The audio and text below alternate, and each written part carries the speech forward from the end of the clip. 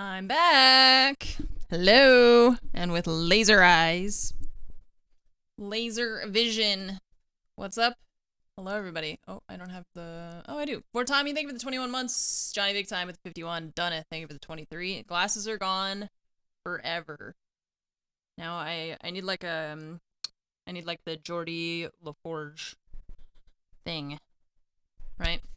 I'm gonna probably try streaming without my lights on for at least a couple days. I'm not allowed to wear any eye makeup because my eyes are still healing. I also don't know. They were like, after a week you can start wearing eye makeup again, but I was like, you told me I can't rub my eyes. So if I put makeup on my eyes, how do I get them off? How do I get it off without like messing up the little thing? Nice. So I don't. And cool. They were like, just be very careful. I was like, I don't know. I don't know how that's gonna work. I don't know how that's gonna work at all. So, hello. Just we're like, just don't do that.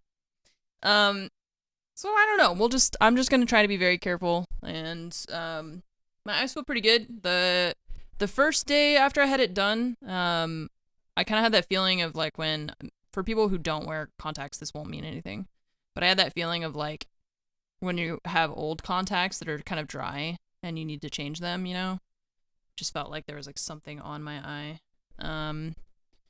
How long? They said for at least, they were like a month or like at least a month, and then on the paper they gave me it said like 3 months. So I have to be really careful. It sucks.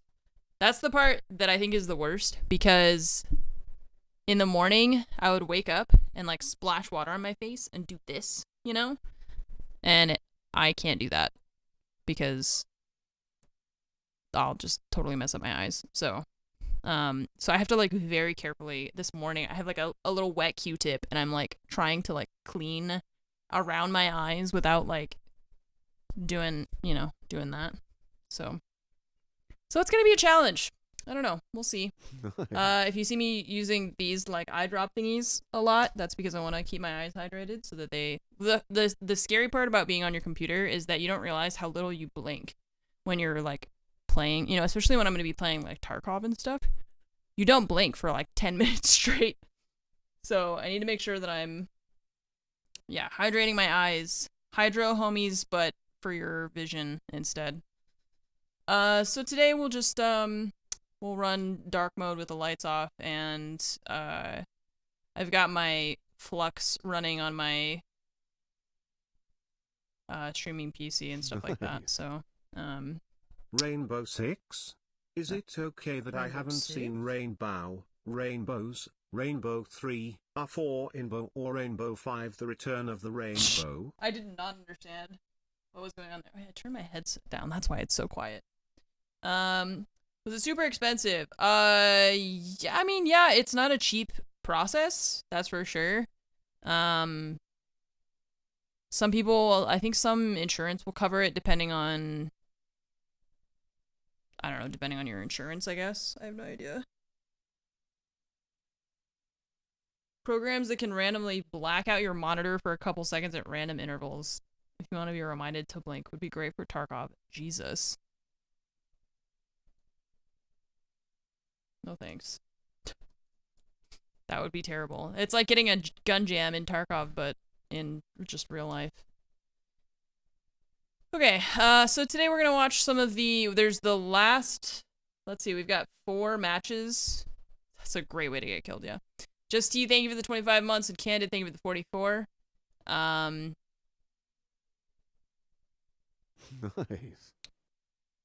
So, good morning, Anne. Chat. Sorry, I just like Anne completely lost my train of thought. We're gonna watch the last couple of games, and then we'll see kind of where we go from there. I'm not sure. I don't really have a plan besides that. So I think they're right now, it's just coming back in one. I guess they're having a technical pause right now because they were just in the TSM FTX game. What's the other one that's supposed to be on right now? TSM FTX, Dark Zero, and Furia have not started. I guess? Or wait. Coming back in a minute and a half. I'm confused. Okay, well, they've got TSM and Elevate on, and then Dark Zero and Furia will be on the other channel, so we'll just start with that. Well, he's slowed away. Oh, hang on, I gotta Where was it at open... moment in time? There is, however, a yellow ping coming through, but he gets thrown down. It's a trade kill. Nay gets the headshot onto both. It did go long. They went almost like all the rounds, basically.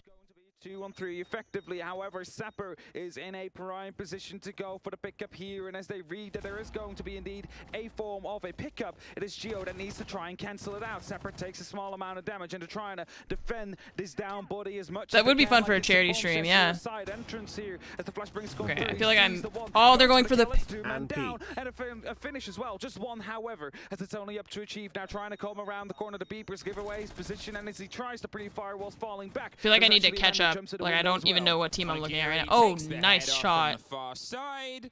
And that is it. Elevate. They've been able to pull one back here onto open. It's a bit of a 50-50 swing. And TSM, they just need didn't to get quite caught have up on all handle the... on the pace that was applied to Merc underneath. all the As earlier soon as maps and everything. that sort of screamed through. Obviously, the first C4 was ripped and torn and didn't quite get the kill Day two. itself. Nay just drove directly to the heart of that hold, caught his way past, and then obviously Bolo was able to pick up who came in Bolo. second. But at that point, they've already sort of put the pressure onto the control. They've taken over the territory, and then they begin to control a little bit more aspects, and suddenly you've got isolated players. You've got Geo Here's to isolated, many you've got Bolo more. isolated. Thanks for being great, At that point, it Tan turns Heart. into just a continued aggression. Open is where they're going to double down. This is where they think they might be able to at least lock it off a 4-2. I mean, they did get quite close, and as you mentioned, it was really that first gunfight that did not really go in the way of TSM. If they would have been able to pick up Napew there, then they wouldn't have had to throw 3 more bodies through the archives to try and secure these 2 downs that they managed to put down on that board. And it could have been a completely different round. Now, 2-on-3. TSM still on the lead. They could potentially lose that here, and as a result, Elevate would equalize the score. But they are very certain of the fact that they can lock it off here. We do not see any changes. When really is coming in Bolo the playing? actual Right now. setup of things. Hi, Baz. How are Same cast of you? barricades being used. You know, basics are there. We might see some positioning Has changes Tarkov to been come any through. nicer to you However, the Geo past yet day or again will be two? providing a bit of support. I saw by yesterday you were using running that shotgun and the castle some barricades quick potentially interchange to runs. create these small openings towards the actual teller's area.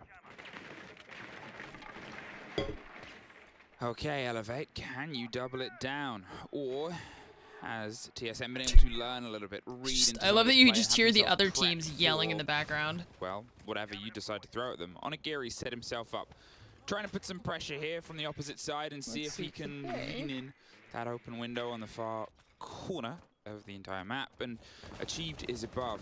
He was under a little bit more pressure than he was before, as Onigiri sort of slips and slides his way up and down, but no true connection. They're steady on their call here. The drone, the pull, and the idea of where the players are is still slowly being pieced together. Merc hasn't been rushed because they assume that they'll get caught this time around by Bolo, so they're playing themselves a little bit more cautious. Grenades are still being tossed in, however, to potentially get rid of some of that utility. Damn, as the drone Sandbox follows got right after. slaughtered this morning. Snake Holy is trying shit, to I find didn't see the information that is required for score. him to actually push through Jesus into the teller's Christ. office. Bolo is quite close. That's one drone. It's still being droned down. I'm not quite sure if he heard it. 7270. And I know exactly he's Team playing near those Empire. windows. However, most of them have been closed Ouch. up with the latest small rework or map buff, That as was they not are being close. called. Damn. He definitely knows now that he's being pushed out. Jumps through the window, and Narix is going to be able to pick up the kill on the back of the phone call. That also Bolo's comes through. dead.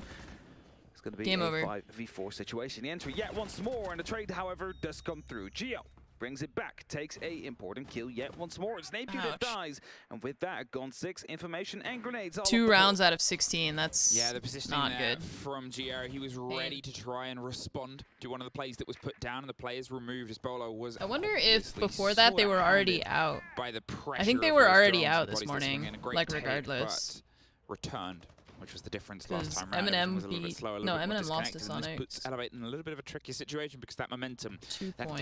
gets cut off, that sort of gets slowed as they've got Sonic's to try only and at 6. rebuild and I think rework out where they the were players have gone eliminated to. no matter Obviously, what, a lot of actually, them have pulled before themselves the back game towards the site. They even don't need to have a happened. massive stretch for now. It's a dance and a dabble here of that C4, but everybody is on the Because same even if floor they at this won, they point. would have only had 3 They've got points, that which would stretch, and have put them up Shampoo to sees the fight, 5. can't quite get the full connection But against Geo, and Eminem had that's not even 6. Geo, it's So Mark that cuts in and cuts I in wonder if they half. just didn't even Able try, to hit him really. with the shotgun. If they were just Geo like fucking himself, around and there having he goes, fun. though. He was on the other side of that fight. There's the opening on the split and just sees the shoulder. Oh, come on. Connection. Why would you not Keeps spray shooting, that if you keeps already saw that he shooting. was there? Finally finds it, locked in by Onigiri on the backside the- for 20 seconds of 3 Him versus high. 2.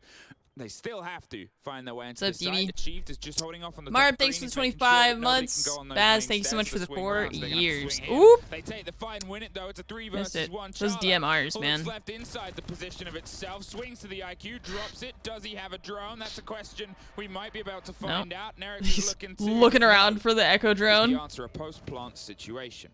Tries to find a cheeky one from the angle previously used by Geo, but there's no swing this way around. Oh, nice shot, Chala. Wow. What a perfect Oh catch. god, actually oh god, put oh god, against oh god. DCH. Nerix is just Oh god, oh blinding god. every direction. That'll be a big audio Pre-fire. cue, and that is Nice, Nerix. Is He that a knew triple where for he Nerix was in that right round? there and tried to go for the pre-fire instead, but the SMG-33 coming in clutch in the end there. It's a difficult gun to control, but in the end worked out just fine.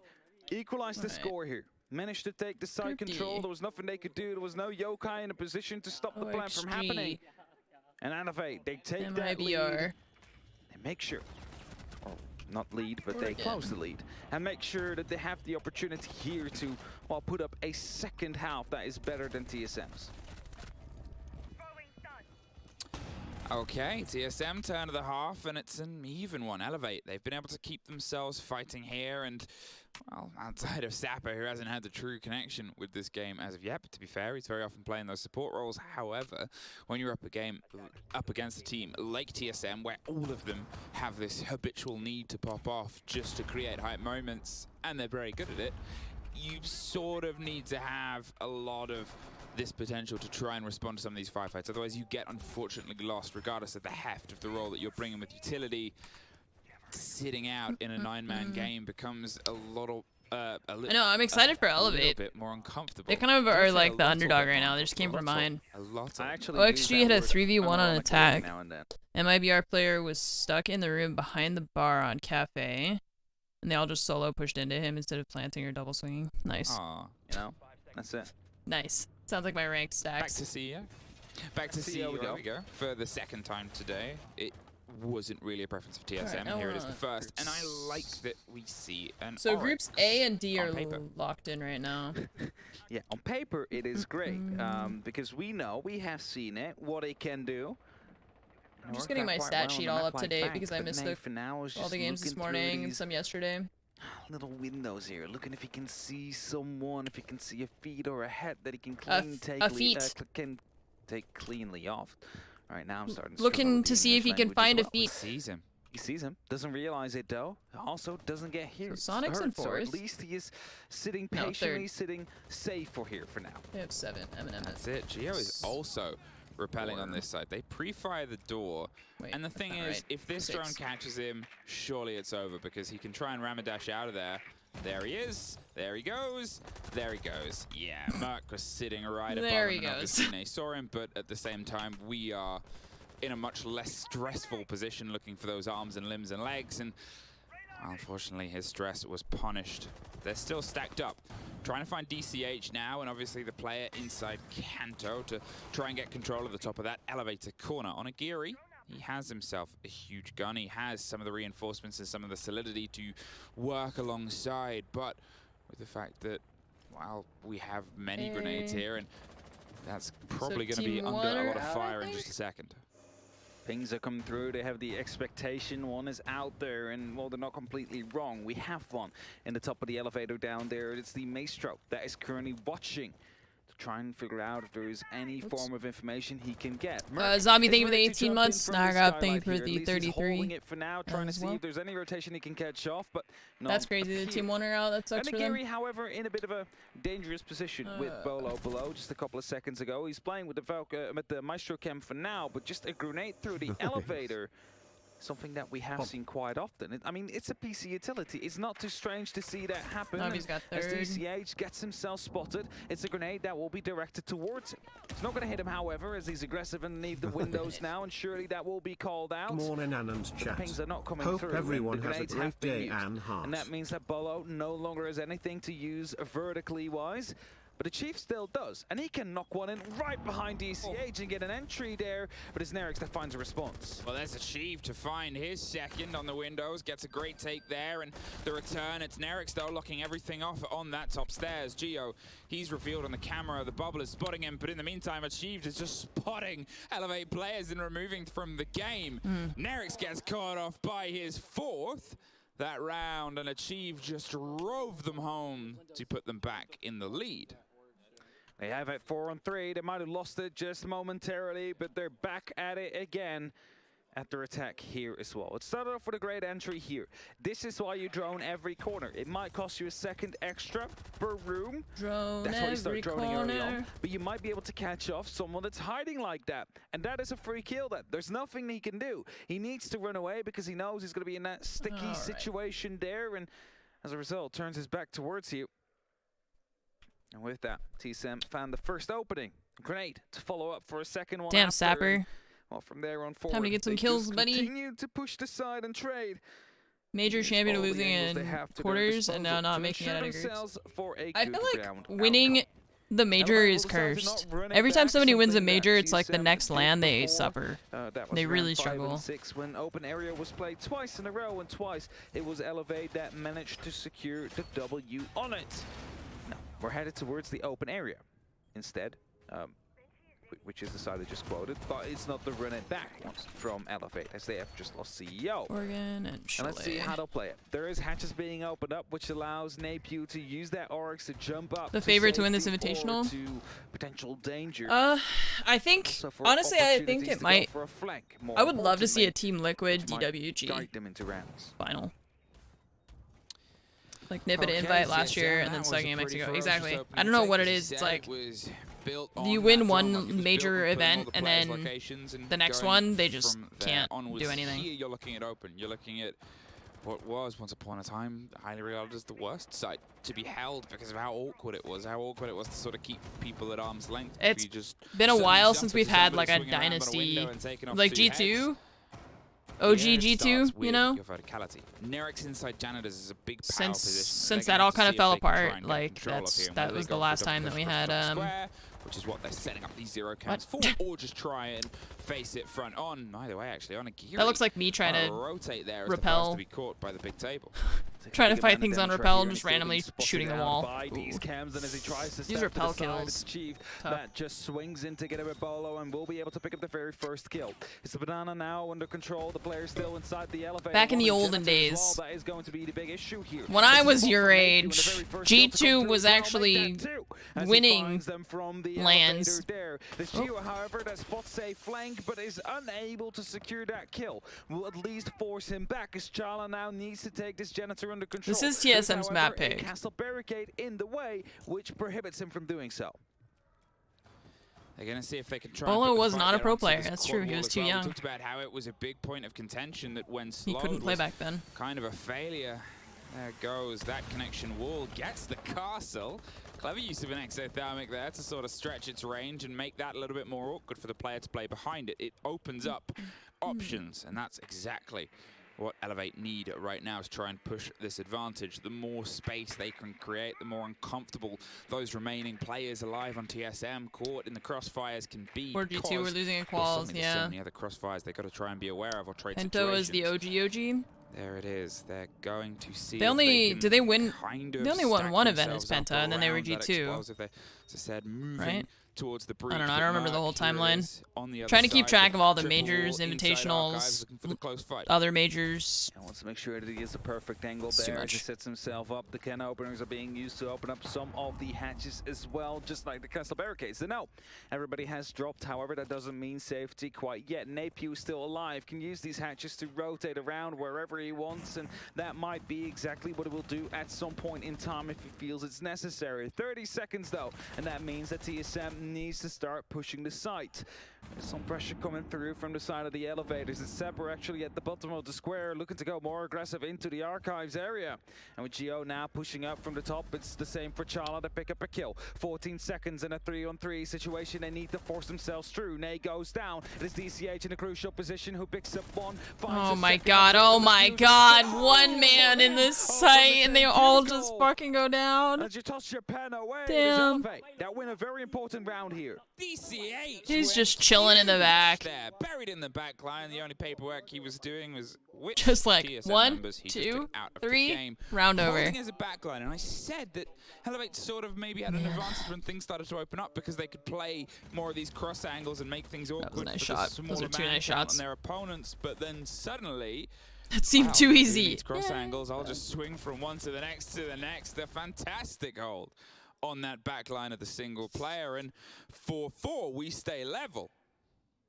Yeah, we're not doing any big leads for the side of TSM now. They were getting close, even though the time, of course, was running out otherwise. And they had an option to actually try and take the fight a bit more carefully to DCH there, but he had none of it. He just shut them down as they had to flood the side due to the little amount of time that was left. And now, we head back to the lockers. The open area has been won. That is a mission success for Elevate. Now they need to try Yeah, and they find did take one more. That always happens when Just teams to they ensure take that too they long are on ones the that this time clear, around. Of and then they course, have to production like success in their kind of potential panic, rotation rush is the site. starting to develop itself as well. But that's kind of the point of They like, failed to do it this is in the point of the CEO. roamers and stuff, is They, of just to course, delay might have to them come so back that they here at have some to point. spend all that time clearing everything.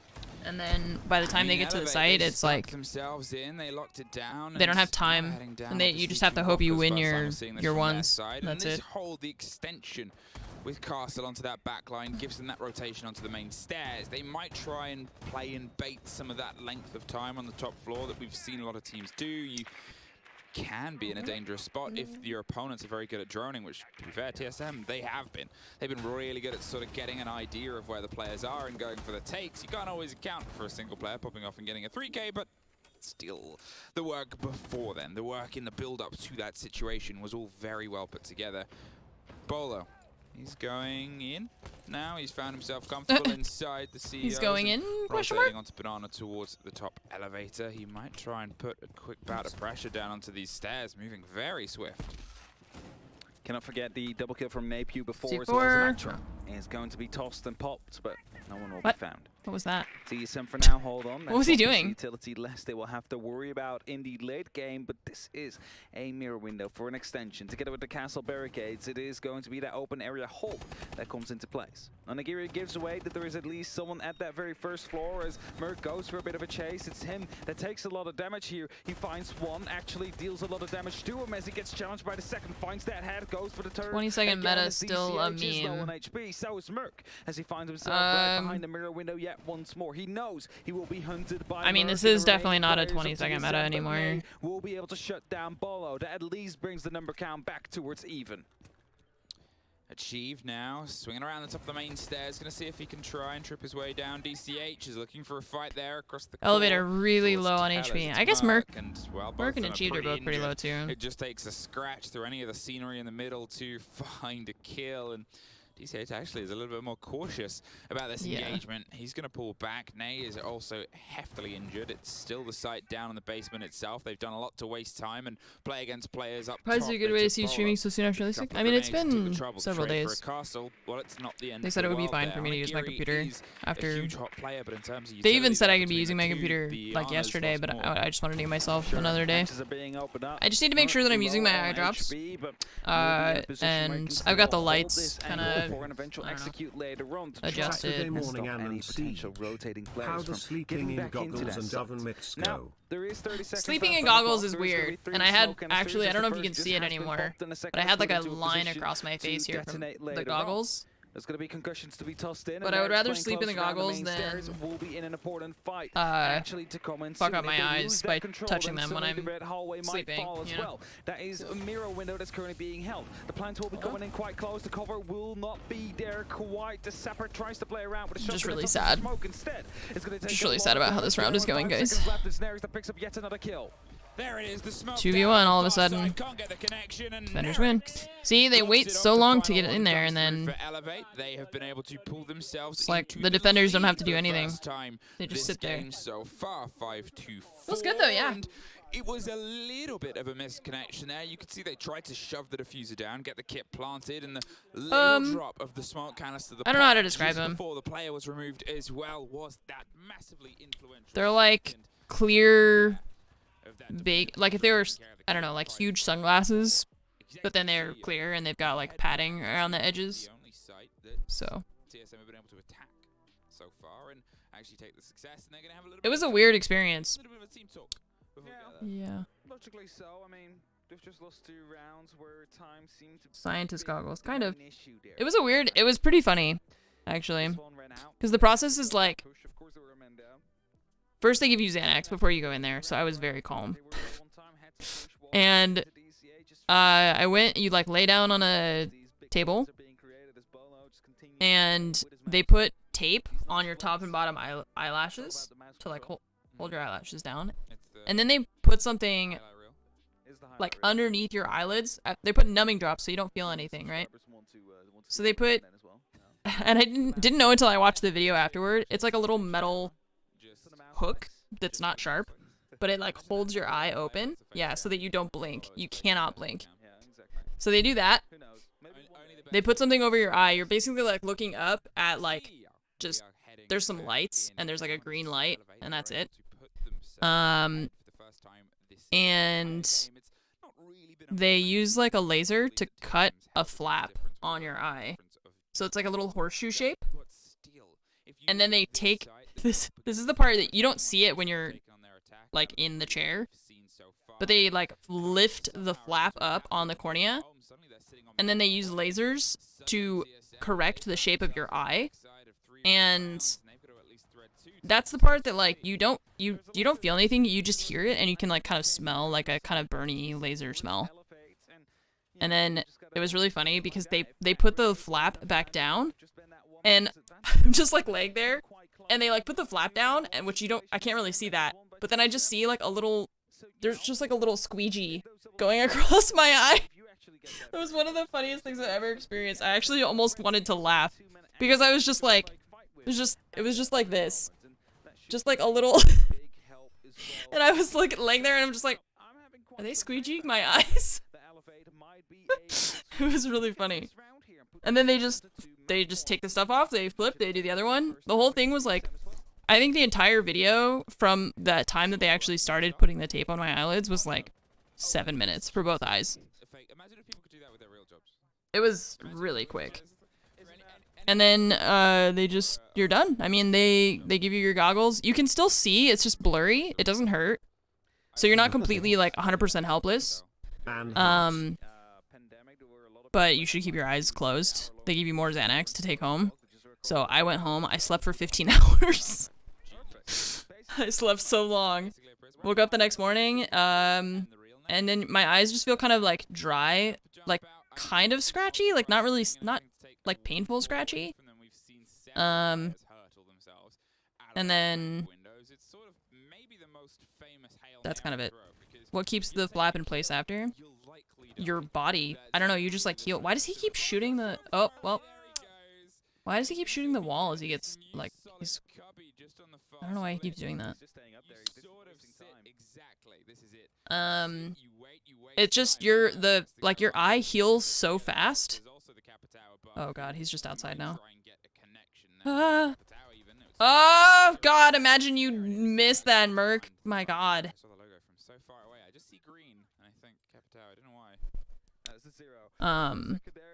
The eyes are one of the fastest healing parts of the body. Yeah, your eye is just like, oh weird, that shouldn't be like that, and it just fixes it. You still can't, like I said, I can't rub my eyes for like several months. They said I should sleep in the goggles they were like, just sleep in them tonight.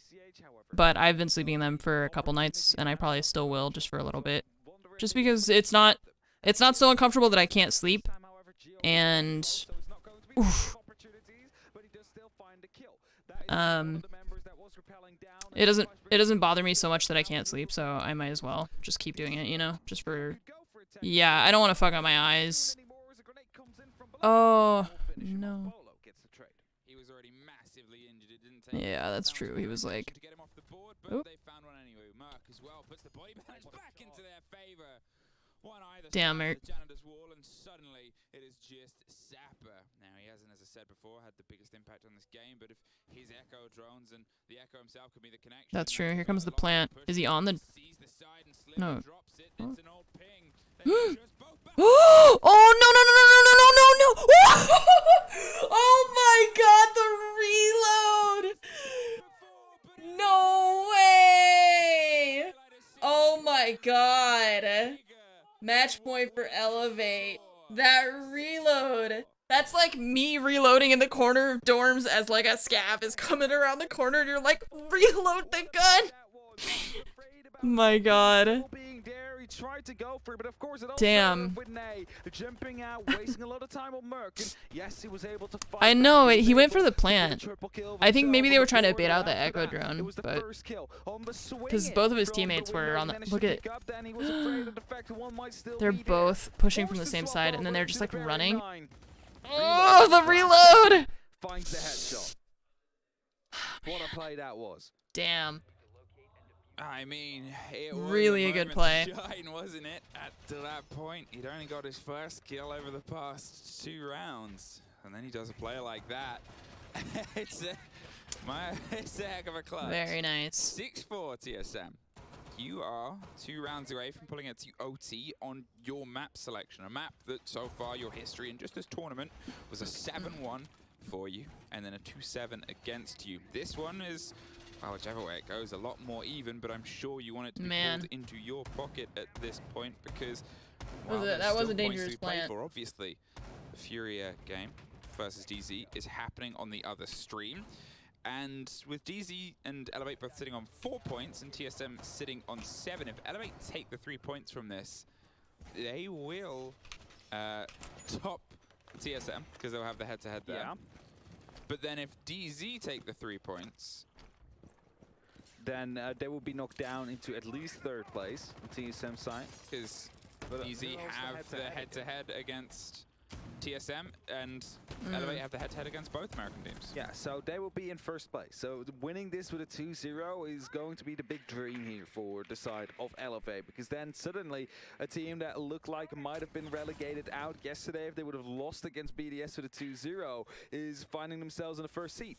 That's how crazy it can get. You could go literally from 5th to 1st in the couple of 2 games here, and that is what they're trying to achieve. And with a clutch like that, I can't believe how Group B was supposed to be the group of death, and it's just Team Liquid. Team Liquid 11 points. Space Station 2nd place, 5 points. No one's even within like throwing distance of Liquid right now. It's crazy. Jump up here. It's Bolo that actually quickly checks the elevator, but now is not going to be that aware. No, you don't drive yourself home. They make sure they ask you before if you have a ride and everything. You can't drive yourself home. It's like I could see enough to walk. I could walk myself to the car, but driving, no. Nay hasn't gone just yet. TSM has been overplaying Bank. There's another man on a drone. TSM, let's see. He's up, he's down. He just got caught by the drone at the last split second. He's found his way out of there. It was almost. They've played Villa, Club, Bank, Oregon, through, basically Villa, Coastline, and Bank. They've only played Bank twice. This land anyway. However, it's on the side of TSM. They make sure that Nerix is no longer Not supposed to drive at night for a few months. Oh, I drove myself the next night to my follow-up appointment, and it was fine.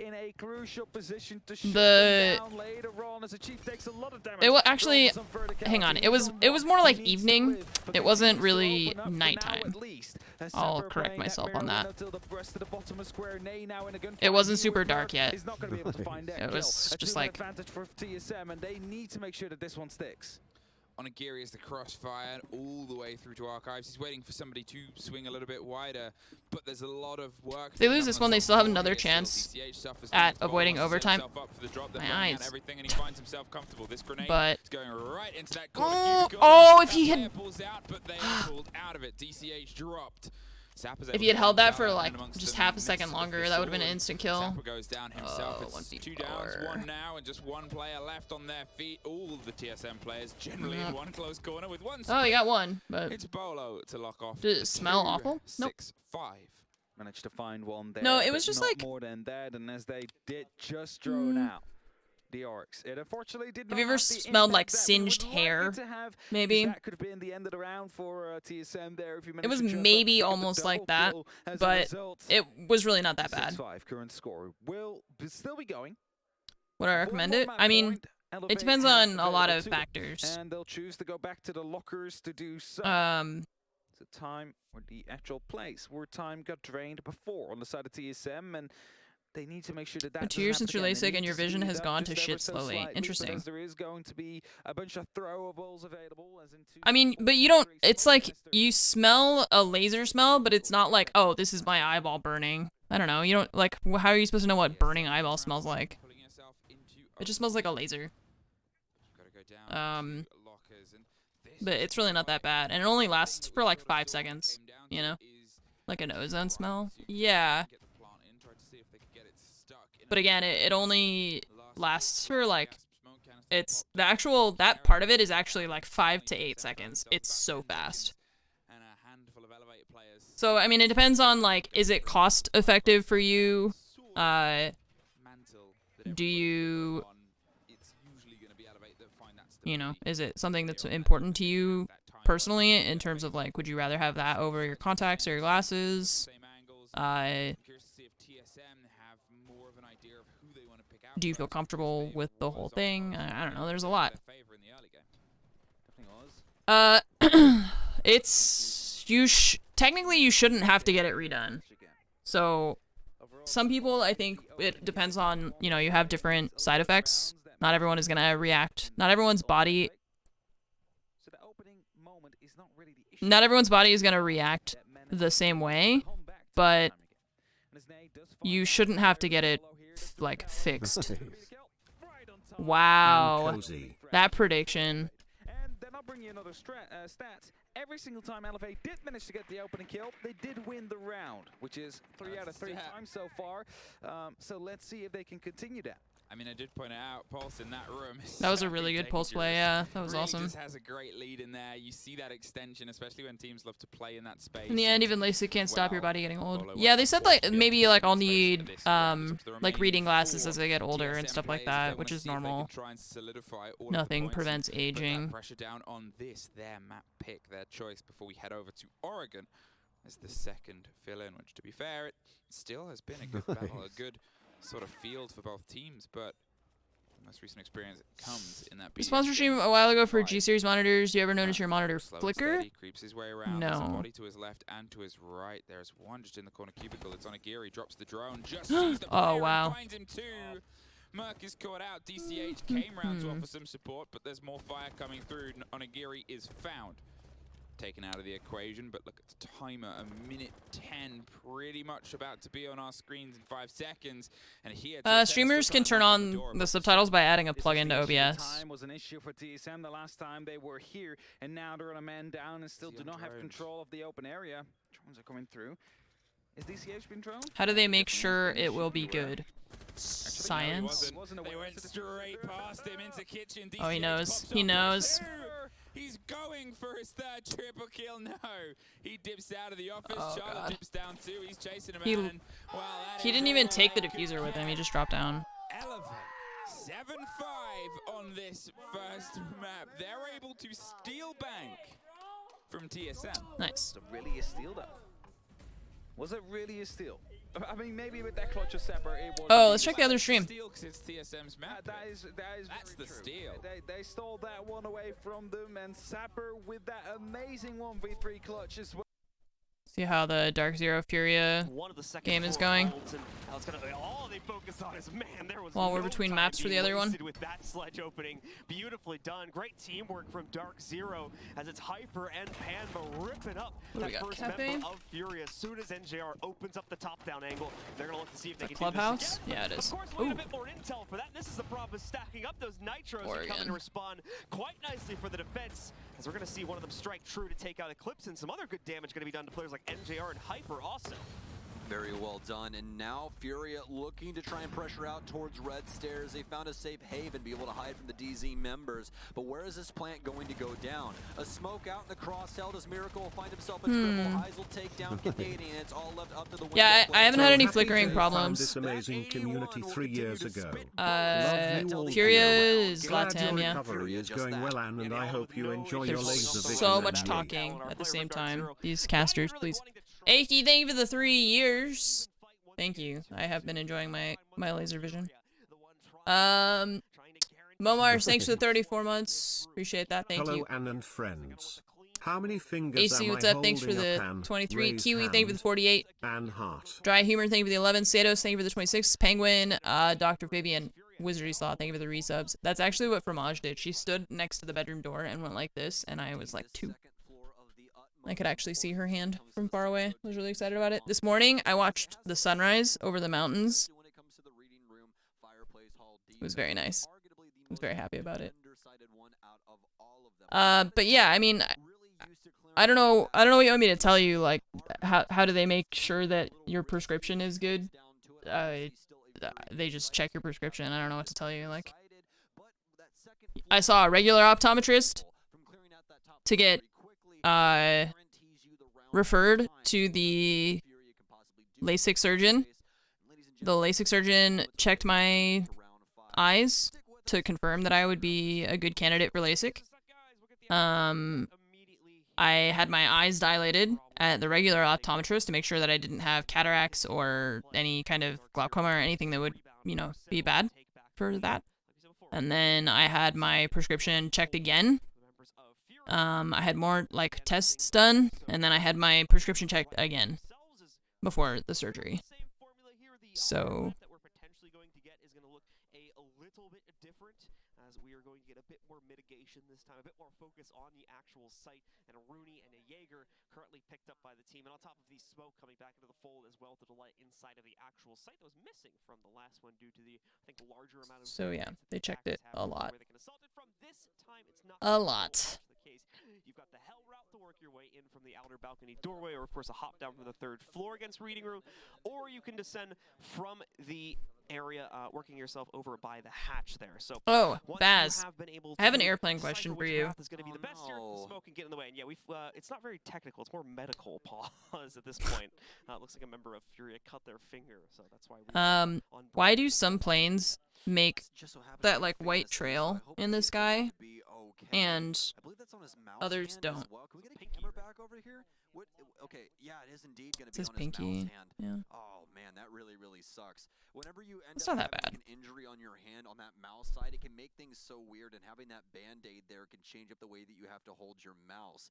So I know for some of the people that more than likely watch Siege. After your LASIK, you saw halos around lights at night, but that faded over time. Yeah, that's how mine is right now. At nighttime, my vision is a little bit less clear, and any like points of light, like street lamps and stuff, it's like Clearly just let it bleed. It's gotta be the better If he dies, he dies. Yeah, I mean, I'm sure that you couldn't separate fantasy. Listen, if he gets a little lightheaded, just get him a juice box. I mean, hey, that's true, dude. I'll take a juicy. if there's like a street lamp, Those things are right? amazing. You're speaking to the kid in me now, John. Come on.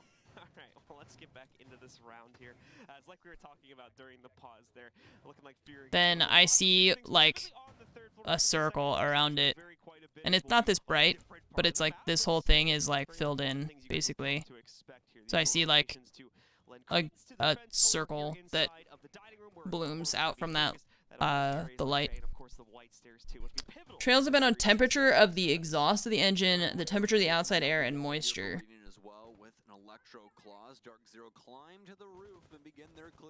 Oh. So it's just really cold outside, and the planes are going like that.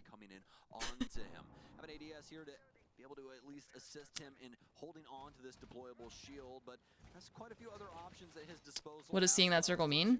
It's just part of the healing process. It means somebody cut in your eye with a laser and your eyes are still healing. It's common for people with astigmatism. I have astigmatism. It wasn't that bad before. It's more pronounced. It's more pronounced now than it was before my surgery. Lined up to put pressure on the extended pixel setup here for Furia, which also applies to the bathroom sitting right next door to that. No success on him holding the repel, so instead it's over here to start to set That's why chemtrail believers make me laugh. Chemtrail believers? Wait, so people were saying contrails. Is that like condensation or condensation? What is a chemtrail then? So Panda just quickly shooting that out. Now the rest of DZ into the map, into the Is it the same thing, but people call it chemtrail because they don't know what they're saying? Real quick and remove that intel from the defense. Did they correct astigmatism? I think that's how it works because they're basically using the laser to reshape your eye, and astigmatism is basically your eye being a weird shape. Oh, caught in the reload. Tragic. People believe the government is poisoning us with plane exhaust. Oh, they think that the plane is like crop dusting us?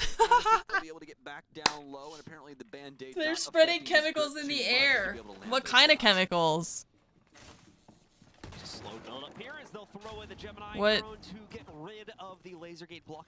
What kind of chemicals? What would that do for them? How does that benefit the government? Now that Dark Zero have full control of the to alter the weather. They think the government is spraying Not chemicals to alter the weather? Taking out Fantasy through the hatchwork in Cigar. There's Fantasy tries to challenge. Why? Eyes will respond in kind by taking out Panba. They kill opening. Why would the government? Oh no, the government wants it to be warm today. Oh no. Miracle out on an island here now as Lenda's push will be unsuccessful. Ooh, he knows. The planet goes down without a hitch, and now Miracle's left alone, having to fear a top-down angle against himself as well. To swing in, he's got almost hyper. Start out this retake, but not enough. But on top of that, no, it's just gonna be one above. They're waiting for him to go for that the diffuser. Player at least caused some fear from up on top. So this is a tough ask and here impossible play for Miracle to make inside of the 1v3. He's gonna try his best, but he might not even get a chance as the nade comes in from NJR. Banks a bit too early here, however, so Miracle will get his chance yet, but he's quickly running out of time. Nice shot. 5 seconds, yeah. No, there's not enough time. Immediately comes in from Hyper, and the round still goes into. I mean, I've heard the like the chemtrail thing. I've just never paid any attention to it because I figured my brain has more important things to do. He's already above a 1.0 KPR. That's truly incredible to start off this game, especially up against such a fiery LATAM squad. Dark Zero looking to go up 4-2 on this offensive half. And not only that, this is Furia's map choice. Absolutely the case here. So we're actually going to see, I think, for the only time since they won it back in round one guy one, thought that they were spreading COVID through the planes. From Furia. Not a lot of confidence apparently inside. Weather altering is a thing. Cloud seeding for crops anyway. Go well, yeah, that. 6, but like, why would the government want to change the weather? It seems here to try and get themselves a third round and equalize the scoreboard. I think trying to make sense of it is a bad idea. To respond to that. Do you have an update from well, at least I know why the contrails. So contrail is the correct term. Please mute your 3, 2, 1, go. 3, 2, 1, go. 7-5 elevate on the first map, my friend. That is actually pretty incredible stuff. So make sure if you guys have dual monitors or just like a phone or a tablet or something, you slap up both of these streams because I'm going to tell you, they're both going to be pretty damn spicy. So hopefully you guys like some heat. Otherwise, well, you might want to just stick to one stream. Either way, though, Dark Zero ahead over If something does something, people will have conspiracy theories about it. That's actually a good way of putting it. If a thing exists, it's like Rule 34, 24? Rule 34, 44. It's whatever that is.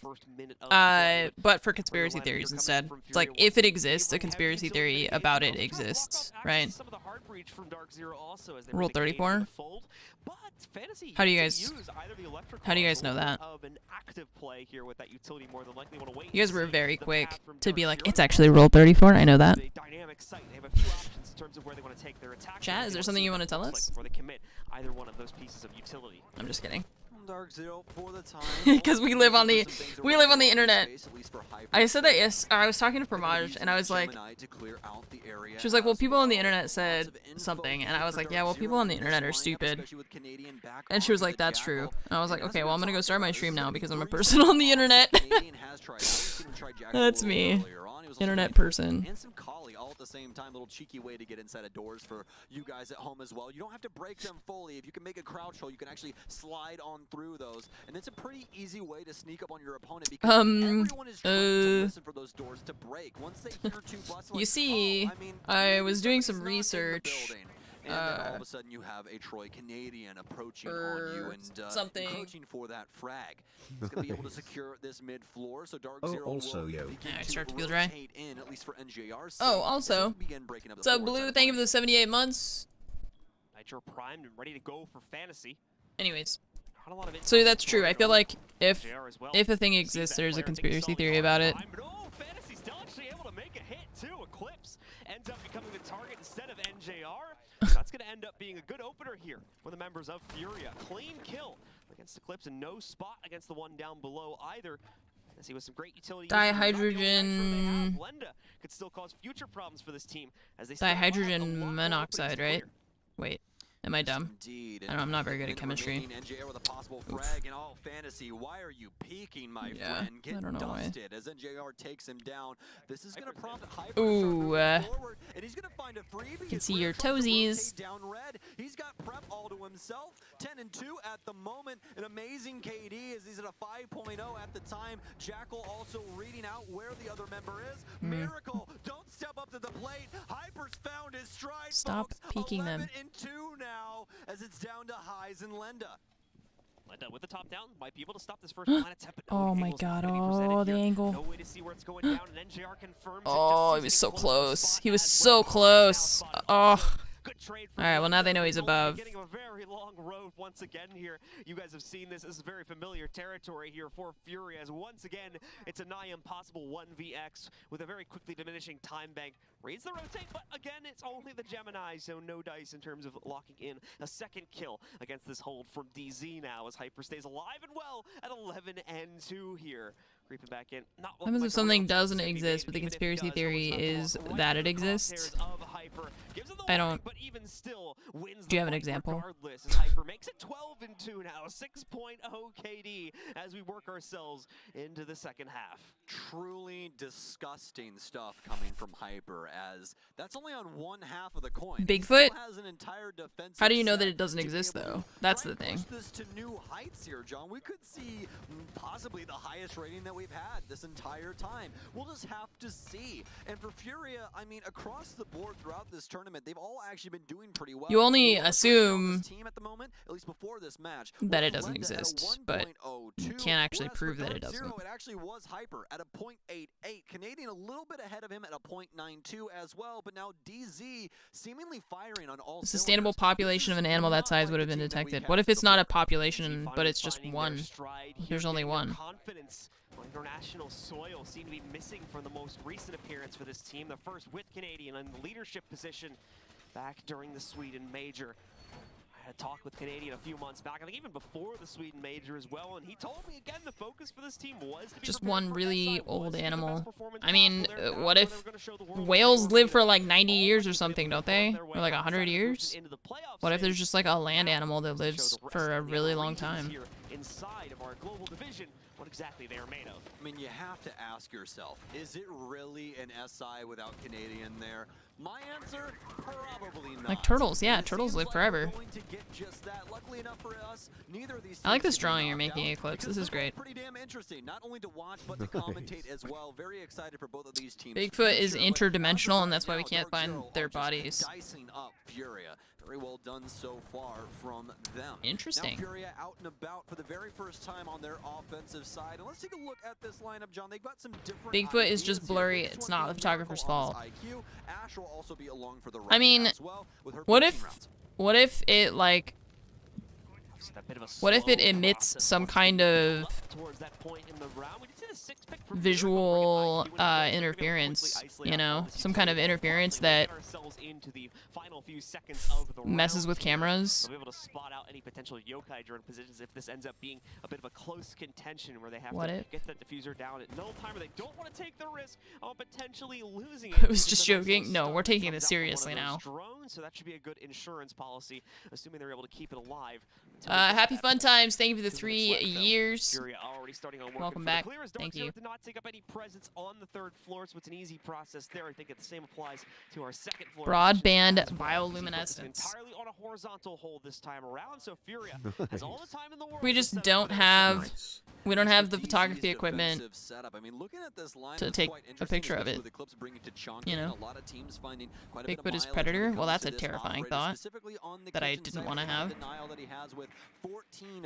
I like the drones passing each other. Some drone traffic on the ground there. Pretty well. Hyper now standing up inside of lobby with a lot of DZ assistance around the whiskey bar space. Furia will begin breaking things up on this 2nd floor as they want to try and prioritize clearing the kitchen area. But vibrates at a different frequency. No in the site, folks. Dark Zero don't need anybody in the site because they're holding all of the other avenues to actually get there. My brain. Currently, everyone is just right on the outskirts of it. They can I've been reading the Expanse books. If they see fit, but that would require Furia to find some serious and first. For those of you who haven't like watched the show, first of all, what are you doing? Oh, he's on his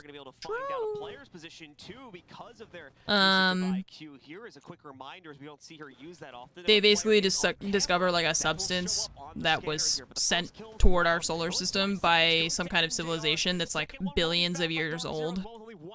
And that's a really terrifying thought. Like, imagine we discover something that was like engineered and it's like billions of years old. That's insane. The books worth jumping into after knowing the major plot points. The books are very good. Yes. I watched the whole show and I'm oh, the timing. The timing. Ooh. It's all on the sledge. He's got to defend the diffuser. At least he's in a post plant. Oh god, oh god, oh god. Oh! Nice. Okay, good. They have to stick the defuse. Yeah, he can't. There's no time. Now that's the biggest issue over there for DZ. When you leave the site like that, you have to have intel. You have to have insight as to what's going on. I'm on the second one, Caliban's War. I just started, like, I read Leviathan Wakes like last week. Able to get away with it, especially with Hyper upstairs, not really aware of that player there over on white stairs for yeah, I definitely recommend the books. So well I'm really happy I started reading them. From that position, that frag grenade getting a little scary there. If he cooked it a little bit it's too you get a lot more of the you get a lot more of like the internal monologue and the like chocolate day you and thought processes. Get some good chocolate for Valentine's Day. Take care and be good to yourself. Like the thought processes of the characters and like their I don't know, a lot of the internal monologue and stuff that you don't get in the TV show. And like how they feel about other characters and how they feel about things is it's a lot more descriptive, of course, because it's a book. So Stevens, thank you so much for the tip. Happy chocolate day. Oh yeah. Chat, now's your forewarning that Valentine's Day is on Monday. Vespucci, thank you for the 69 months. Nice. Thank you so much, Stevens. Much higher positioning here as they're going to go up to a 3rd floor hold where the geometry, the matrix. Novellas are really good. So the novellas are. Can I just read all the main books and then read the novella after? Is that? I don't really know what to do with that. Especially in these coming rounds, we'd really like to see them get into this dogfight and assist Dark Zero in pulling this one out. And if they do, it's a very good chance that they can start to run up some rounds again on this defensive side. Now for Furia, climbing up towards the top of the roof. This is what you're going to see most teams do on Cafe to start off. A couple of pre-fires around the space, especially for this white window. Just extras? This happens all the time just because of the angle you saw Fantasy abuse. You can look all the way down to the ticket space, or rather the pixel space, and actually get some nice frags or anything on anybody that's trying to run up the white hallway. So books should be read in order of publish so the novellas get read in between. But they're not. rest of Furia here. Just But they're not like part of the main story, right? They're not gonna find it. It's gonna be NJR that It's like a pockets that kill DLC. instead as Lenda tries to rappel down over on Cocktail side and gets caught in the process on the Ash here, leading to his elimination first in this round here. Story is Except still for Miracle struggling compelling. in that kill department without- at the moment, and Lenda's no exception to that. Currently at 3 and 7. Rest of the I mean, team her negative character as is well, still in the except for books. Miracle, struggling with that issue. Fantasy though, I don't moving, he's gonna understand look to what try you're and saying. Change up his own fate as he takes piano control and looks to immediately leverage that pressure. You can skip if over wanted. They here do on red the background for the other Pixel books. bathroom hole. Yeah, but I could just read them It's a whole after. opposition here, though. Like read the whole main He's like, story oh, and then read the novella after. It's empty. No ability to hop back over into Freezer, but he does have a very powerful position. Does some damage to Canadian, but no confirmation. Her acting He is gets what got you himself hooked on the out show? just in time. I mean, Now, very rarely are we going to see him just head back out again. The nade goes in, though. Nice. No, NJR doesn't believe the threat is anything to worry about. A nade lands right up on top He of knows his there's head. another Takes him one. down in Fantasy. The timing. Oh my god, the timing. Eclipse had a nitro out. Why did No, it's going to be his gun you... that takes out Fantasy instead. Oh, the amount of emotions that I just Why did felt he in the span use of the 15 C4? seconds, John. That was weird. Was ludicrous. Rare now into a 3 versus 4 for Fury. A frag grenade out, and yes, Eclipse almost losing his life as well to the exact same situation that we just saw prior for NJR. Canadian. Her acting is based on the character, so the character in the books has as much attitude as the character does in the TV show, which is what I was trying to say. He just, oh, he just jumped his drone into the laser gate to clear it. That poor drone deserved better. And drone abuse. But after Hyper gets that body and Miracle falls, Highs is the only one left alive. He's gonna have to run all the way over to the hell door and try an entry from that point. Nade pressure after that first nade kill came out was unfortunate as well here. Highs, as you can see, not really able to use his at the moment just because he's been restricted too heavily on the rappel. And of course, he was maybe caught at the second one, whiffed a bit from Rare. He threw it right into an ADS, even though it was right in his pane of vision as well. So second one finally used out, but it's not really going to accomplish much. And speaking of not being able to accomplish much, time is running out here. So Highs won't be able to do In the show, they anything. killed the main He just character in gets a nail on this round, and disrespectful Darkseid way. will respond I think they killed him in a immediately after their initial disrespectful loss way. downstairs and take a successful third And it fight. wasn't just some controversy either. But I do feel like they could have just recast. I feel like shows in general should be more open to recasting instead of just like being like, well, that character's dead now. It's like, I mean, you know, there's more than one actor who could be that character, right? Like, Over the last couple of days, it looked like this might not be the best, but obviously the bounce back against TSM, like we talked about earlier. I would have been down showed for them some to signs of recast life, him. and That's now, I for mean, sure. It seemingly wasn't a fluke. This But I is also don't looking think that actor should have stayed on the fantastic show for them either. as they're able to pull ahead of Furia and that 2-round lead yet again here. A 6-pick coming in from Echo to Valkyrie for Pambazoo. Yeah, so far in the books that I've read, it's mostly been Miller, Holden, At a 5-3 Bobby, scoreline, Dark Zero sits only 2 rounds away from solidifying and their first point at a minimum Avasarala. out of this series here by putting themselves up 1-0. Fury as well. They don't They'll really spend that do, on and some of Prax. that They don't do being really, challenged so here. they haven't been doing 2 like rounds internal behind monologues their and stuff for opponents. Naomi and No huge surprises when it comes Amos to our operator or group, Alex. specifically Not for yet, defense. anyway. I Don't don't know if they expect will. to see many big changes over the course of this half for our attacking lineup either, though we did see a small switch specifically for Lenda as he's gone from the Ash back One dude over got to the recast. Yacht, because that's currently It was really funny the because trend the looks for they that, did for and the something actors that playing. bringing everything Yeah, you would come to it expect makes for sense to your recast a typical character and have them roster. look kind of the same, but it was funny that they were like, this person looks the complete opposite, and I didn't even know that it was the same character. That was really confusing to me. Renal surges if someone should go down at range. Darkseid, though, still going to extend themselves out now that they go back to the new site here. We're going to see them maintain third floor positioning and try to fend off some of this early advances, from the Furia roster. Speaking of the Furia roster, The character deserved more. Yeah, I wish they would have just recast him.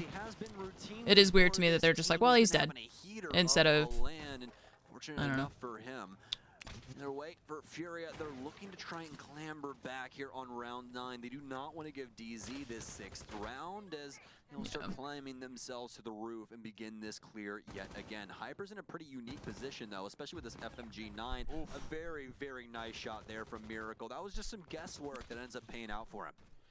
Gonna go on the air jab duties after that as Already got his one for this round, but We're talking about the certainly look for Expanse. more if the opportunity presents itself. The rest of Furia should be able to quickly clear out the rest of this third floor hold. I wouldn't imagine there would be a whole lot of confidence in the cocktail play now that they've lost Hyper, but it does look like possibly one more player rotated back up unless they were I'm gonna grab coming into this one with 3 from the very tissue. beginning. Either way, Because when I use the eye drops, I get like a lot of moisture coming out of my eyes. Closer to the angle now that he's been spotted by the first drone here, and he does have a second player a little bit further back. I believe it's Eclipse supporting him inside of the other position over by Cocktail also. He's gonna take him up a spot just outside of the window hop out here. You guys really though. like He to does lay have an underneath the opponent sitting windows. on repel outside of that, but definitely not wanting to challenge that anytime soon. And Swing and a miss. this could be a bit awkward here. Both players spotting each other. But it worked for the show. Getting ready to The sprout towards the utility. point is that They are the able to character find a bit more success in his deserved avenue, though, better than as that he's able to chuck to out just the be like nitro. basically Fine killed off fantasy, screen, and you know? he just back up into a 4 versus 4. However, Lenda Because it's not just like a TV show on its own, it's based on another piece of media. Just barely surviving the secondary nitro toss. That's it in terms of the explosive utility from Dark Zero. Lenda will get down through the floorboards, but actually Rare, before Lenda can even be Nice. confirmed, Another one? he's gonna be taken out. Wow. From Rare. Another one through Oh the shit. floor. High saves the day though Wow. for Furia as he wins out the final 1v1, and this round instead is going over to our LATAM squad. What a round out of both of these teams. So very scrappy, especially Telltale with the game coming rotation out from for the DZ Expanse. up to the top floor. Beautiful double kill I'm there, just- but Furia still able to I'm just muster really that tired one of as it Telltale was games, to be honest. DZ's 6-point here. So collect their I'm sick of the format. Cooking defense now for Dark Zeros. Will head back I want towards Star the Citizen, base, and but the hopefully Expanse, it's not a and ghost setup finished. again, because I want like a really hate Mass to see Effect Furia Andromeda, but slip actually through the good cracks. and based on the Expanse It's going to type be of game. another kitchen hold at the moment I want to here for pick Dark if I'm going to be an Zero. Earther or a Martian or a Other usual Belter. site choices, time to return to more I want to familiar travel to different territory planets so and they can have have success once my again. It is something characters' Tachanka also going to show its face here for Dark physiology Zero. Been seeing this happen from time to affected time with by other the teams different as well. gravity It's become a popular choice things. here to swap out Smoke for him instead, just because Like it No is Man's Sky, but such a yeah, but the large Expanse. site oftentimes, And and actually defense is going to be restricted with more so interesting for the planets. deeper Last time I played No Man's Sky, Maybe every not planet was necessarily basically the shutting same, and that was kind one of lame. those toxic babes, and even aside from that, you may need to block off multiple angles at once. It's a lot easier to do when you have 14 of those But charges compared to yeah, 3 Telltale of wasn't a those thing that anymore, and will now they are a last for years. thing. As long as I'm the really one's sick of there, the formula. doesn't matter if you just need to block a small doorway or a simple thermite or just can opener breach there. You can do it quite well. with All just the a planets single were the one same. of It those was secondary like charges. Absolutely. plants, Especially after they buffed them just weird a little bit to animals. make it to where they spread a little That's it. wider. Like, Do a little I don't bit know. more damage as well as, well, Tachanka right after his rework wasn't necessarily the greatest operator. He was definitely a very cool concept, but just wasn't working out how Ubisoft really wanted. So they gave him a little extra love, and now he's in a pretty solid spot, I would say, especially when it comes to his cafe play. We'll see it yet again here, obviously, as John has been talking about with Eclipse now manning that op. We'll see if he'll be able to pilot it very, very well. DZ will be sticking to their guns, though, on the previous setup. It's the exact same. No, this is not the last game. For you right now. It's still nobody There's in sight. still Everyone Elevate around versus the space, whether TSM on the other it's channel. Whiskey Bar or And then VIP. there'll be FaZe versus Cyclops and Space Station versus Rogue, which I think is the game that I'm most excited for today. To grab one of the members of Furia, but can't make the full connection onto the shot there. Fantasy will end up taking some heat in his own regard. The Expanse Quickly gets books that back up came out with an before the adrenal show, yeah. surge, so no huge harm, no huge foul this early on in the round here. Furia And then, taking like, their time about things. the We've show only used got a minute of the overall canceled time and left, so then plenty restarted of by opportunities for Furia Amazon. and set So themselves up for a successful take yet again. Furia towards the top floor. Need some info game here inside of this space, but seemingly already aware that this top Walking floor Dead is and The Wolf Among clear. Us. Seemingly aware that the second floor is clear as well. Yeah. His eyes will be I just feel staring like they down the take depths of the- ground and, well, it's as too we're gonna cookie get cutter. some more They just take the interaction same here with exact eyes. formula, they Maybe slap not on as some different clear as we faces with some initially different were dialogue, planning and here for that's Furia. His eyes it still feels on like edge as to where these DZ members could I feel like I'm possibly playing a be. game that About came off an halfway assembly through line now, rather and than you begin playing clearing something out like this interesting. space. This is starting to look quite similar to what we saw the last time. Miracle well, not be able to get that camera that's snuck into the corner there for DZ, and will keep some solid information. All of this verticality not being broken up by highs can be pretty well managed here from DZ, minus the entry. You can see the gun. The chonk that's currently sitting The chonk! here, its Eclipse, as will be sitting inside of Bakery. I'm just waiting for this now, as will the rest of Dark Zero. Furia still taking their time about things. Another minute has gone by. Not a whole lot of forward progress has been made by the team. Dark And it kind of bums me out because they're all such unique stories, but it makes them all feel the same to me. It feels like they're so homogenous that it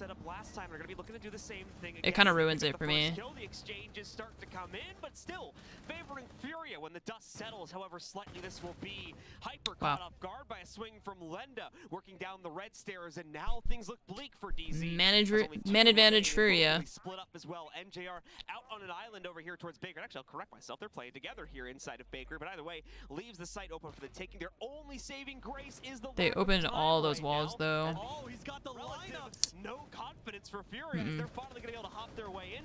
Where's the plant though? Is it going to be able to work its way forward? He's getting the plant down. Oh no, he was on fire! Wow.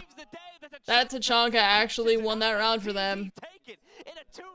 He was planting in the fire and he couldn't get off of it because it was in overtime already. He just tried to tank it. Cameron, thank you for the 10 months. Appreciate that, thank you. They simply hold off inside of Bakery, and you're wondering why that wall at the back end is so widely broken. That's exactly why. He can sneak in so many fire grenades back into the site that they don't even need to hold it. But that also means that he's of the utmost importance to the site overall. A fantastic round there from Eclipse, and very well done strategy-wise from Dark Zero. That was absolutely beautiful. And that's now going to be Dark Zero up on map point here as they push themselves in the pole position once again here. Just about to lose the that's the thing, he couldn't get out of it. If you stop planting, then the round ends because it was in overtime. They needed to get that plan going down earlier.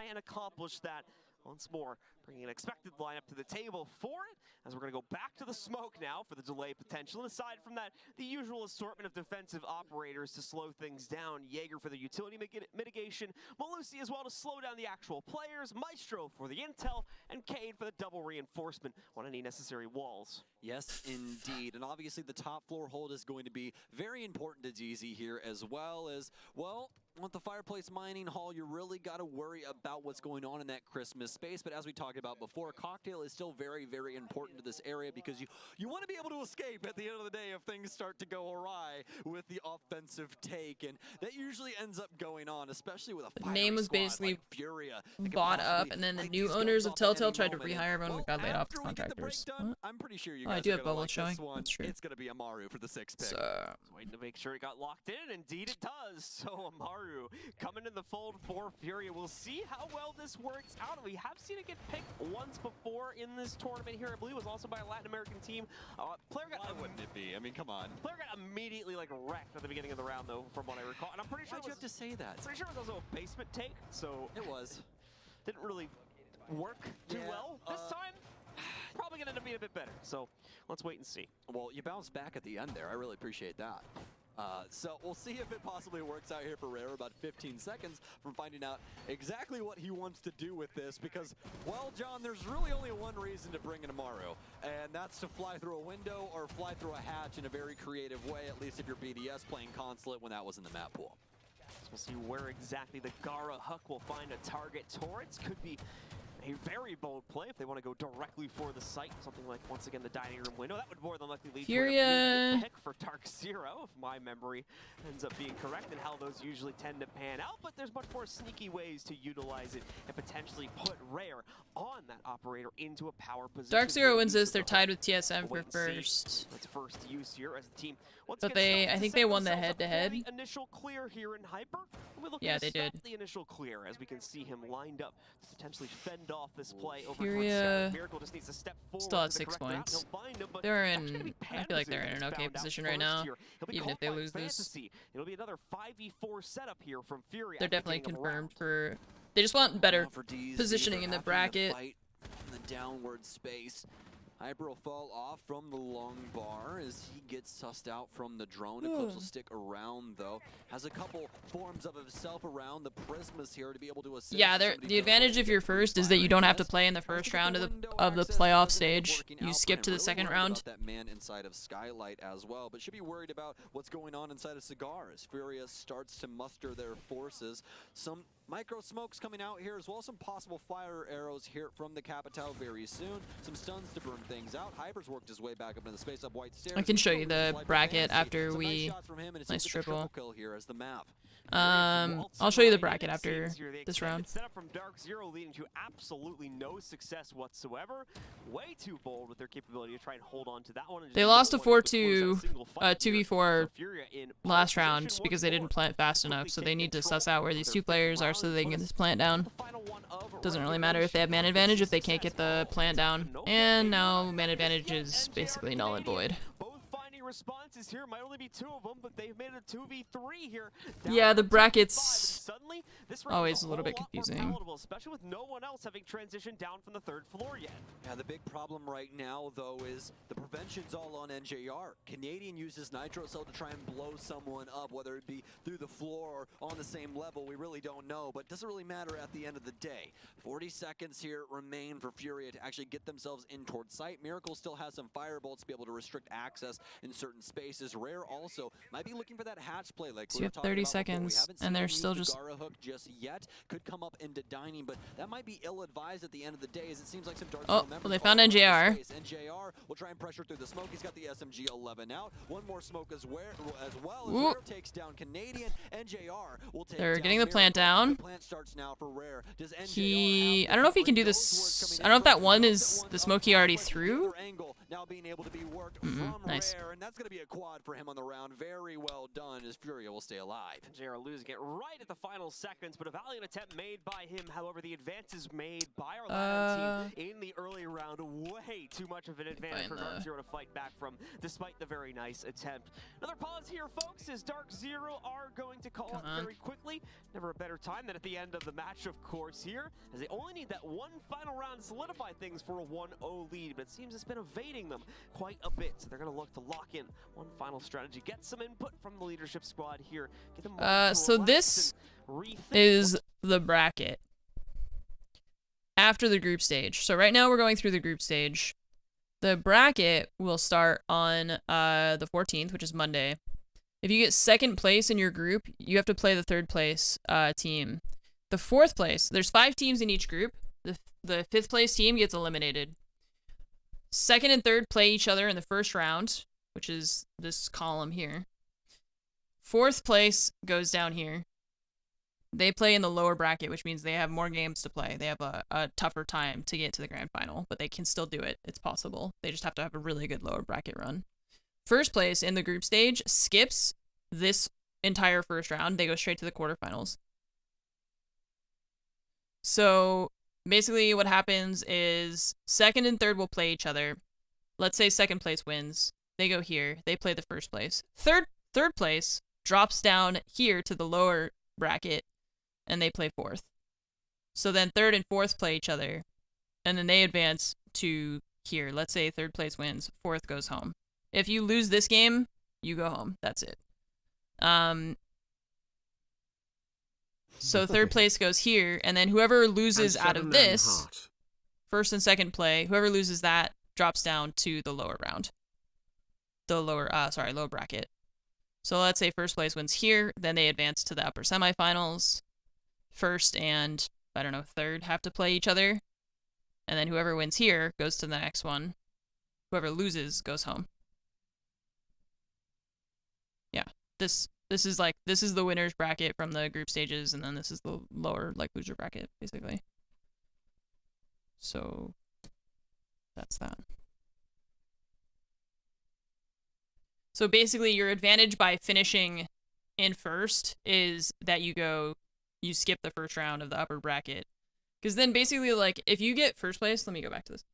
If you get 1st place in your group, you only have to play 1, 2, 3 games to get to the grand final. You only have to win 3 games. If you get 2nd or 3rd, you have to win 1, 2, 3, 4 games to get to the grand final. If you get 4th place, you have to win 1, 2, 3, 4, 5, 6 games to get to the grand final. So the higher you place in this here. So like Empire right now, this group is locked in. They're first place.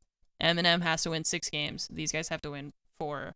Empire has like pole position or whatever, basically. DWG also has first place. Liquid is locked in for first because no matter what Space Station does, if they win their game today, they'll only have 8 points. They can't. There's no way for them to take first place. So DZ is playing currently. So Dark Zero is they've got 4 points. So that's what we're just kind of waiting to see how that ends up, basically, because we don't know yet. They're on match point. He's going to choose to go over towards Pillar side instead. They still have Highs down on the other end of the hallway as well, so Canadian's going to continue to hold on to this all on his lonesome. Miracle starting to take some heat, and Highs will find Canadian, just like we talked about before, as they will pinch him out. Overtime! Overtime! All of a sudden, this is looking Let's like do it. a Fury around, at least for the moment. Dark Zero needs to hit a seriously heavy swing in order to bring this back into their favor. Hyper trying to find one up top, but his shots will spray wide onto the Capitao of Rare as we enter the last minute. DZ win this map, and TSM gets to map 3 in their match. TSM secure number 1. Here going to hide in plain sight and see if that will. If DZ wins this one map, or two of the members of Furia off guard. DZ nearly brought a situation like this back. DZ won the head-to-head with TSM though. The advantages failing inside of the opening duels is costing them hugely right now. As we've TSM has 7 points. Oh yeah, because then return shots, but he's got pressure on him from Repels. He's very quickly losing real estate up on top. Now down to just 2 from Dark Zero as Fantasy confirms another one. Oh god, he was right there. Oh! Well, it's between them both. Another occurrence here as he's just barely keeping himself in. It finally caught out wow. by the skeleton key as well for Highs there to be able to eliminate wow. Hyper and leave flawless round? Flawless round? Nope, exchange. not flawless. He's got stairs control. That's not going to overtime. take him very far though. Fantasy. He's got the LMG and he's got the range to trade this one back out as the overtime is now confirmed by Furia. I absolutely love Fantasy's energy every single time that we see their bench. Constantly with a very dapper TSM needs 1 point. Very excited about that win over DZ, and they damn well should be. They came back from quite the yeah, because Dark Zero has 4, right so they can only get 7. TSM TSM needs at least 1 point to secure first. But if TSM loses and Dark Zero wins, then Dark Zero takes first because they won the head-to-head. Because that's the tiebreaker. Always talk about, but this time definitely not. Yeah, the Eclipse. case. It's gonna be a BDS. Yeah, I don't know what happened with their group stage. They had to play with their coach for the first like 2 days. Too many reading room defenses I have no idea. inside of this one, so we'll see if it works out for Furia here on our first round. I of really don't overtime. know. I think quite a few teams favor this as the start point here, either this one or the reading room play that you were mentioning before. So starting to become Speaking a of bit of a Ramash, trend she's here. inside of this tournament, and certainly something that we will be keeping our eyes on in the future. Hello. As more and more of these get played out. Wait for that, hello. we've got some familiar things reappearing here inside of this play. Most notably, it's going to be the I'm gonna put my mic working on our way out for voice Blend. activity, so sorry if I'm talking a lot. I'm gonna annoy you. Reboost That's themselves. okay. The initial shenanigans will get played lagging, out up on but the it's fine. third floor. I don't know. Players Yeah, I take don't know some why it damage does there. that. Yep, they can fall I back. need to and figure nice that little out. Boost up and be at full strength to fend off the actual execute in that last 30 to 40 seconds of play here. So for DZ, We're once watching again, we'll have their work cut DZ out for them. They Furia, don't have by too the many way, surprises because to deal they're with, as just in everything falls overtime. in line with what we have been seeing here over the past Okay. 4 days. Okay. Rare gonna get a camera outside here. I know the but other they'll be match picked is up going by on right now, DZ but pretty quickly, it's only yes. 2-5 Well, it's right now, mostly towards so the I side wanted to that watch the end of the spawn, so DZ more one. than likely heard Everything that end open. up hitting a rooftop So or she something said along all. those Everything. lines, but we'll have Command to see. center. Only 20 seconds off the board here for DZ as they begin working this map. Hyper will come up onto white top on this side because of the snow on here. That's called white top. Other side called black top for those at home are a little bit fresher to the game, but at least that's what it's called rudimentarily speaking. A lot of teams have their own comms, so you might call it something different at home. You never really know. The ping's out as they're destroying these windows, at least over towards the white top side. We'll have somebody repelled on the white window. That'll be NJR as he's got the counter here for Hyper, just in case somebody does want to try and swing on bathroom or something like that. Canadian working himself in a pretty cheeky space. He'll get found out, but that F2 is just a little too damn good when it comes down to the battle up against the MPX. Canadian will take down Rare. MPX is like an airsoft gun. Wait for an opportunity for the swing to come out from white. Panba keeping overwatch here also.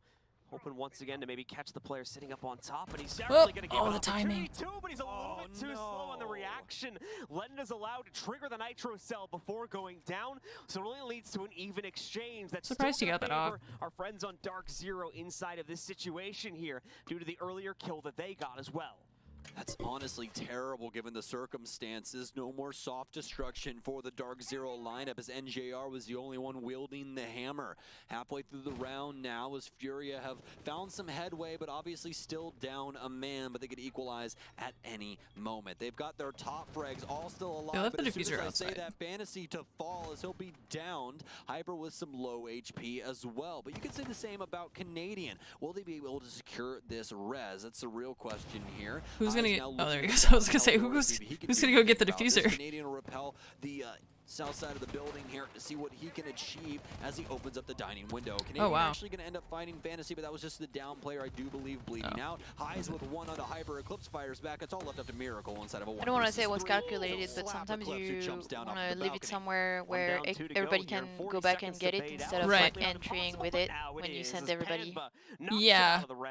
It was just they only had a minute left, and I was like, which one of you is going to go? Because somebody's down and everybody looks occupied. As long as they have control of the blue stairs, they're fine to get it where it is. So the real question that we have to ask ourselves is, where do you go if you're Dark Zero? I don't necessarily think that you go towards the basement just because they understand what the play is down there now. They're more than likely going to look for your bakery setup and try and get rid of your Tachanka. So don't go downstairs. What do they choose? Well, they're going to choose reading room, fireplace, in their case, I don't think it was calculated. I think it's just the person that was rappelling died for the defenders simply because of the way that it ends up breaking down for you. Like we talked about earlier, if you have a solid delay upstairs, there's a very good chance that you can end up. Oh yeah, that was the C4. The verticality is pretty dangerous. Landed through the C4 at someone on that window and got traded out at the same time. But still, there's a lot for DZ to do inside of this area where they can have some serious effects up against Furia. Now for the Furia side, they're going to send a curveball at DZ, an operator that we haven't seen this entire game.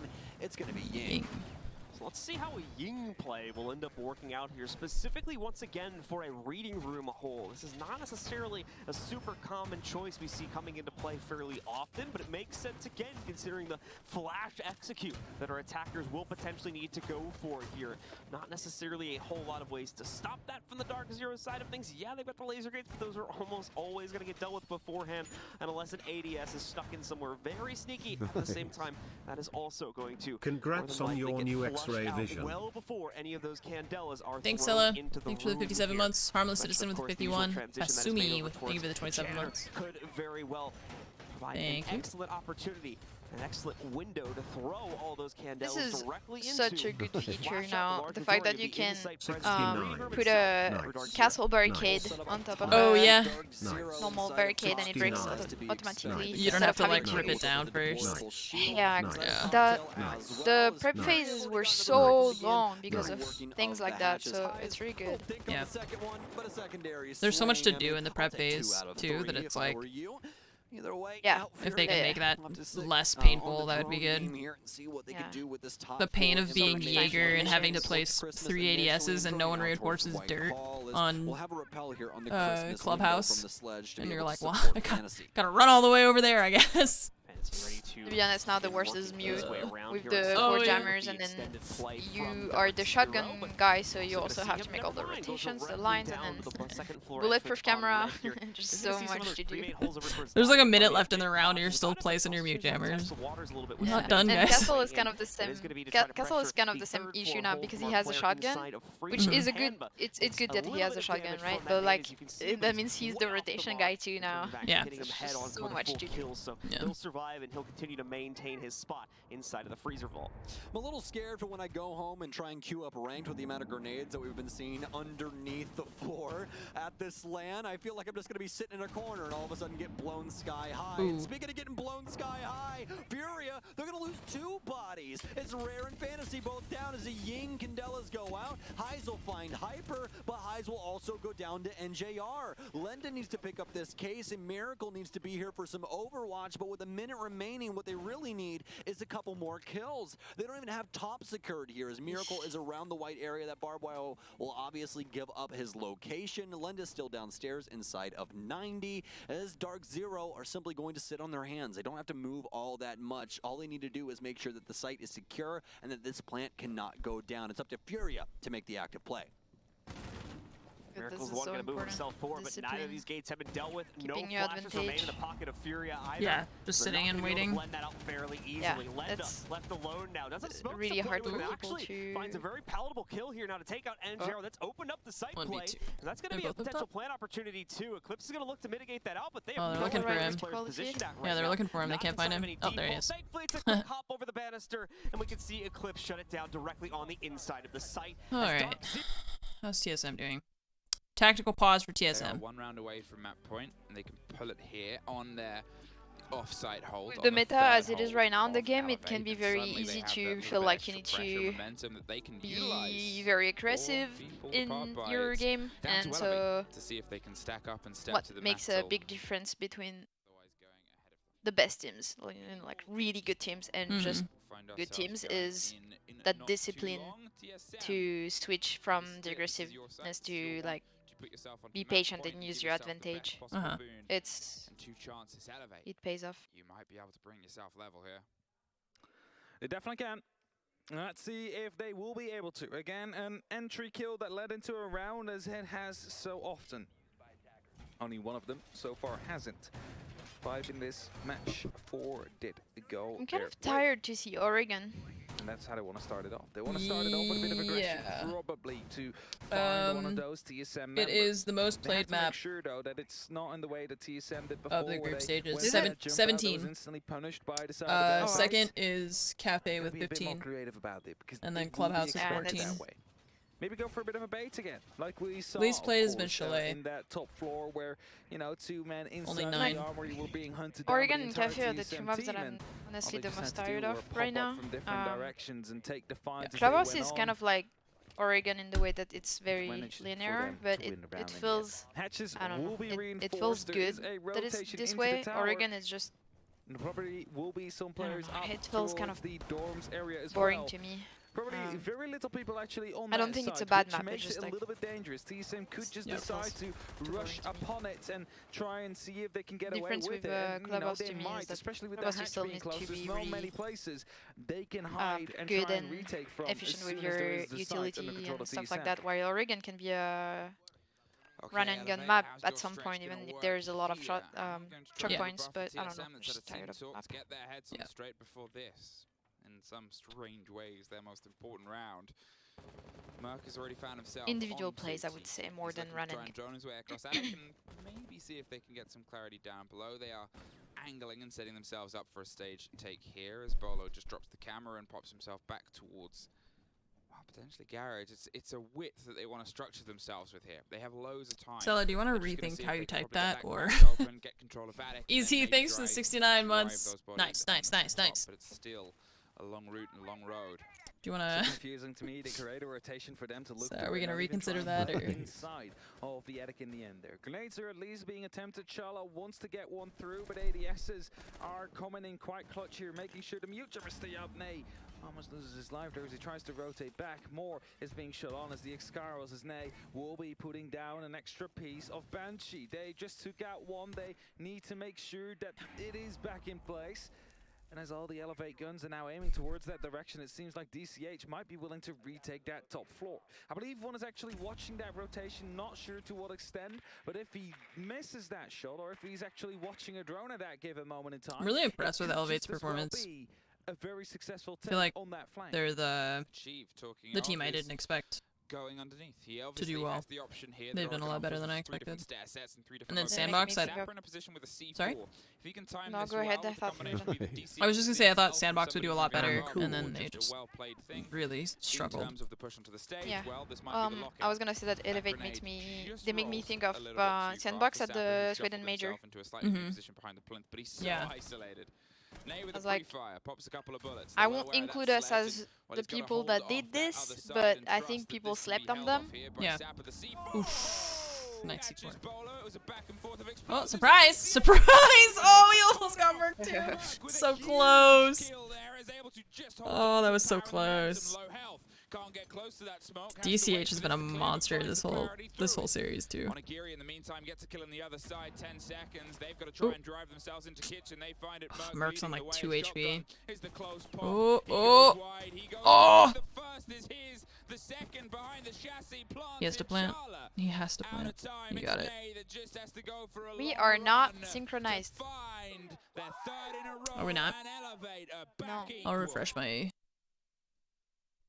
I'll refresh mine. I've been like flipping back and forth, and I think it adds delay because you know how Twitch likes to make it.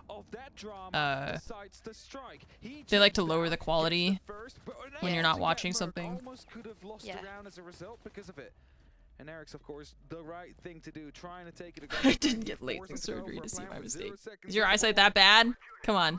As the laundry is coming out next, Elevate. Are you going to be able to take the lead here at this given moment? That's 3 in a row. 3 in a row to answer TSMs to get to. Can I have both fifth. close-up and distance vision to get fixed, or Still just just one? I could see. Just one away. I could see clearly up to about arm's length, and then everything past that was Did get very to blurry. 6-5 as So- well, and then just rolled over to that 7-5. I mean, it's not out of the question for us to find an OT, but it's down to TSM at this point. The momentum's been sort of taken away from them. It was a back and forth previously. This is the first time a team's been able to thread 3 rounds Dark on a Zero singular path has together and actually one complete map. that full rotation. TSM lose this Rotation of map, attacks. Elevate. they'll You're back to launch. be in You're back to second the place, site I think, that in their you group. weren't opening with And Dark so Zero will take confidently. There was a bit of a first. change of pace, and now it seems like you've pulled yourself back down. Instead of playing the double stack around Armory and Trophy that opened this up, you've pulled yourself all the way back to that original hold. Well, you say, but Onigiri actually go on. I thought for a second he was going all the way out from the barrels, but decided to actually stay inside.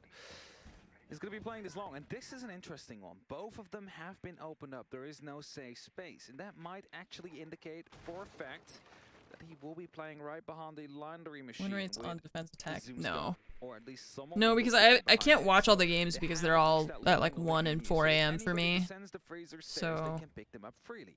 Onigiri I'm instead sure will those be playing stats quite exist aggressively for here on the like laundry Siege stairs. GG and Could stuff like sneak that. into but- Classroom if he really feels like it as well, but it's always a bit of a risk. If you do get droned out, you will be stuck. You will die. Remember when I in told that you I was very position unless interested you in fight your way out. And Empire to stay Sandbox on game? those staircases, there's Yeah. always the opportunity to go They back. I get was saying, destroyed. It's good that yeah, I they was saying just earlier though that I think started I on wonder that. if they were just Would like be having able to fun and pick not up a trying because very they were big eliminated kill no matter what. if they did go up there. It's possible. As the I hatches think now it, do it get depends opened up, on there is your that team's looming mindset. risk of Yeah. Sapper playing around the 'Cause corner with that they're- shotgun on that smoke, who now has to rotate back due to They that only hatch had 2 being opened up. points, and Eminem had like The pressure's coming down from 6, TSM, and they're making so sure that they are being allowed there was no way for Yeah. them to quite early. do anything. Getting open all the hatches, getting their full stretch. It Freezer really has depends on what pressure, you wanna- Laundry as well. They know they wanna what try you and wanna do pinch, with and your that's a long experience, open like, ball. It's that Yeah. When we knew kind we of risk were that means out never at to the Sweden play Major, truly behind that Mhm. chassis, the but call was comfort like- might otherwise offer, like, although chin up and seems you like they've go actually get that put win. reinforcements Like, Right. show in that the last you time we looked are at it, here they've to fight and restructured themselves. Yeah, so they did. They Mhm. were still When they realized like the push was leave coming this way, with they pride. put one You up know? and put the gate Yeah. up. They've moved some utility And to make it a little bit more ferocious this time, which last I time they didn't. I think that, like you said, it's just down to the team. Like if they just want to Yeah. like mess around and have a good time and leave. Either you want to leave on that win. Oh, nice grenade. Either you want to leave on the win and try your best, or you just want to have a good time and that's it. Who cares? You know? I don't think there's like shame in either one. It's just kind of whatever No, no, you. no. It depends on Yeah. what you need too, right? Yeah. Like, Yeah, like what's gonna be the best for your team's mental for the rest of what are they gonna? Yeah, season. and what are they gonna learn from it too? You know? Yeah. Fails to do that as well, but the push still continues to happen. An opening will be made into the Shaiko spots, and as TSM is starting to rotate around just a little bit, the drops will be coming in very shortly here. This is always a 9 players up with 20 seconds to go is always. I'm I'm sure the observer is like, oh god. Who do I watch? Basement attacks are gonna be like that. They're not going that way. Can't get further. Bolo from behind. Taken and elevate suddenly have a Ooh. One by one. They can't get into plant. No time. Man. Not synchronized. Yeah, that was. synchronized at This all. time it's series, it's 4 in a row. And Dorms, I assume we go for their chance to lock out a 2-0. I think so as well. This group It should was be the Dorms. The most competitive. And after a for great entry there this from is Group Bolo, C? the grenade that basically bounced off a little I bit weird. disagree We're not quite with sure if it was meant to do that or not. Wh- Picked up a Which good one do you kill think was the to most Sapper. competitive? It was an Agiri that just went wide. B, He's like, I would "Alright, say. I'm gonna stand right here. Middle I of the think- room, wait for someone to drop, and then I'll swing onto but- the Yeah, stairs." A That's is exactly what he did. pretty. And Was the on kills paper did come pretty in strong favor too. of Elevate. One round That's not. away I don't think from that's what they're making saying the though. top They're not seed saying of like on their paper group. this should have been like the most interesting group. They're saying that To call point wise, in looking at how the like Okay, I see what you mean. yeah, because all the teams are within like 4 points of each other, Okay, okay, I as see what opposed you to mean like now. Group B where Liquid has 11 points and Space Station has 5. Well, So then A are pretty close too. Then yeah, 8, 7, 7, and 6, and then Sandbox had 2 points, Wait, we can ask this. and then Group D 11, 5, 5, 5, and 4. That was also really close. But this is the only group that all 5 teams are within 4 points of each other. Okay. What do you find out? Yeah, if BDS had had their full roster, that would have been even more Okay. interesting for Group C, but I wish that some of the other groups had been a bit closer. Is the one who is leading currently with Okay. I would not be surprised to see a team Liquid, Damwon, Kia, because they're currently sitting final. on 6, Elevator sitting on 4. TSM is sitting on 7. So if TSM can lock this out now, and they get 1 point. I was gonna say, could they still technically go down to 4th? But no, there's no way. No. They're at least top A bit 3. darn. Let's just put it up Finals like tomorrow, that. no. Smokers for a quick entry into the tower. No, there's no matches tomorrow at all. It's their like off day. And then Monday morning, I think at 4 a.m. Pacific time is the beginning of the TSM. Pressure's on. Bolo's gonna be playoffs. that first inroad here. He's eyeing up Trophy, and he's been able to push his way past Meeting. He's seeing if he can get a catch on a body. Did I see drop the to clip drone, of and there's a bit of Shaco width coming from yelling the at Bride? side as No, well. I did not. The pressure that might come down onto Wasn't Attic, because it Bride. came as a sort of singular bout before. Was it it just- was Well, was it just the clip of him yelling at everyone? Because I saw that. Their run was successful, but suddenly when time started to run out, and he's there on his own, it means that that sort of combination is really awkward to make, because for anybody else to be with you, or for anyone else to join, it's a huge rotation. It's a massive He's, time expenditure. He's not a person who shows a lot of emotion, so anytime I see him like actually yelling at his team and stuff like that, that's pretty surprising. Look at this little drawing they're making. That's cute. Grenades are being used from below to try and make sure that they can open up onto the walk-in closet and find a way into the games. DCH, however, is quite aggressive. He's thinking about potentially even swinging out of the door right here as he's standing right next to it, but doesn't want to get too close. Due to the fact, of course, there is Oh, that certain he's looking laser for gate it. that would give away that he's out there. But as a second opening will be made, he's Yeah, I don't know. go a little bit more I- aggressive than he might have wanted to. So it takes a small amount of damage as well. Nay, ready to wait below, is waiting for that push up the armory stairs so he can strike in the back and find these kills in favor of Elevate. Nay in a position here could be huge. Achieved his way to He knows he doesn't want to overextend, but the difference is where he was last time. Sapper takes a big shot and shot at damage here over the backside of Attic. As I said, that focus push, but it's achieved. That opens it up, takes new, takes armor, he stares. They've been able to take a little bit of damage off of him, but with Bolo getting the lock off there on Sapper, Attic has fallen into their favor as well. On a Giri! Ooh. Huge, finds Bolo and achieved, but Merc finds a battle back. They're rotating back up White, a spray from DCH. That was close. With 30 seconds, TSM have a lot of time and they have the rotation onto Dorms. It's all down to Nerix, is able to find one on the split side, looks for the second, but it is He just rotated the wrong way. that carries Or them into leaned the wrong OT. way. Badger, thanks for the 23 months. Axel, thanks for the 39. And XB, thank you for those bits as well. Steps out, react once more and gets 2 kills onto the players inside games. I know pros practice it a lot more than me, but I'm so bad at the ceiling grenade timing. I don't even try. I'm worried that I'm just gonna grenade myself. Either I'm gonna hold it too long, it's gonna blow up in my hand, or I'm not gonna hold it long enough and it's gonna fall and blow me up. Well, something that can help you is the hand of your character will, how to say that, their finger will lift when it's time for you to release the nade. Really? And it's pretty accurate for most of the ceiling's height, if that can help you. Interesting. Chat strategy. Try that now. I remember one time I was playing Buck and I was holding a grenade and I was looking at the ring flashing and I got so lost in my mind and just watching the thing flashing. It was like I was hypnotized and I just held the grenade until I died. I don't know. I literally just watched the thing flashing and my brain just went away from me. And I think you were playing with me probably. And I remember, I don't know who it was, but I remember someone just being like, what happened? And I was like, I don't know.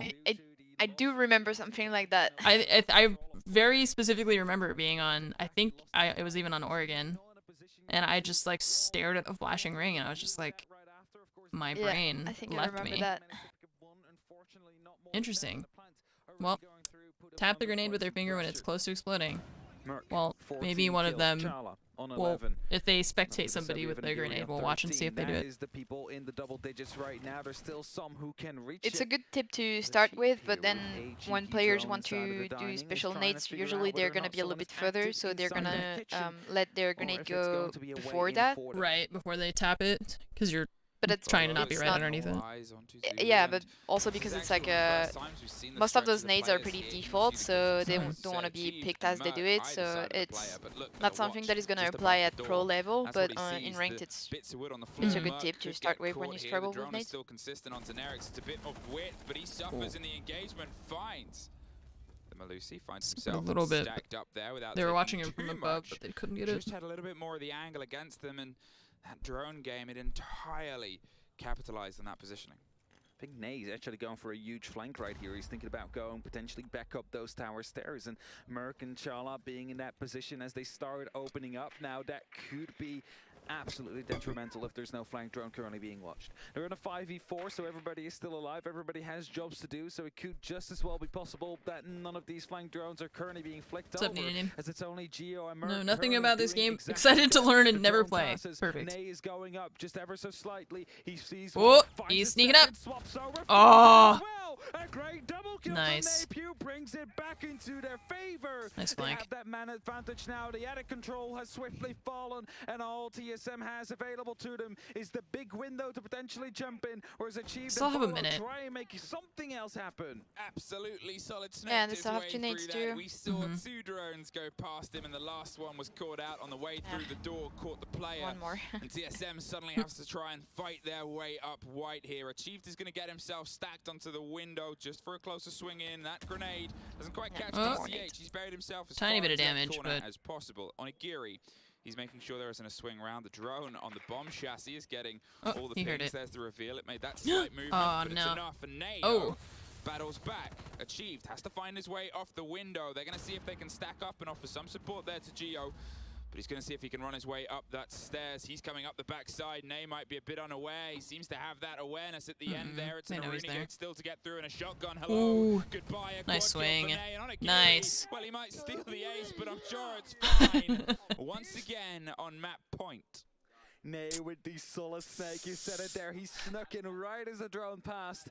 Found one, or at least saw him, but decided, all right, 7-6. not really a big threat right Okay. now. Let's just see if The other there's game anybody else just up there. started, so we're Finds not that missing kill too much. first, and then gets the second before the gun is fully operational. It's an LMG. It's better that he managed to pick him up there before the extra shots started to come out, because against the pre-fire, you're not winning that with an SMG-11 because you're out of ammo within half a second. So Elevates yet again found themselves on map point, and this time they'll be forced over towards the attack. The Laundry will be the site. It is a site they have struggled with. If I quickly go back, They took it once, lost it twice. they lost it, indeed. Won it once, lost it twice, and the way they won it. The fact that it says group age is is just bothering me so much. I can't not look at it.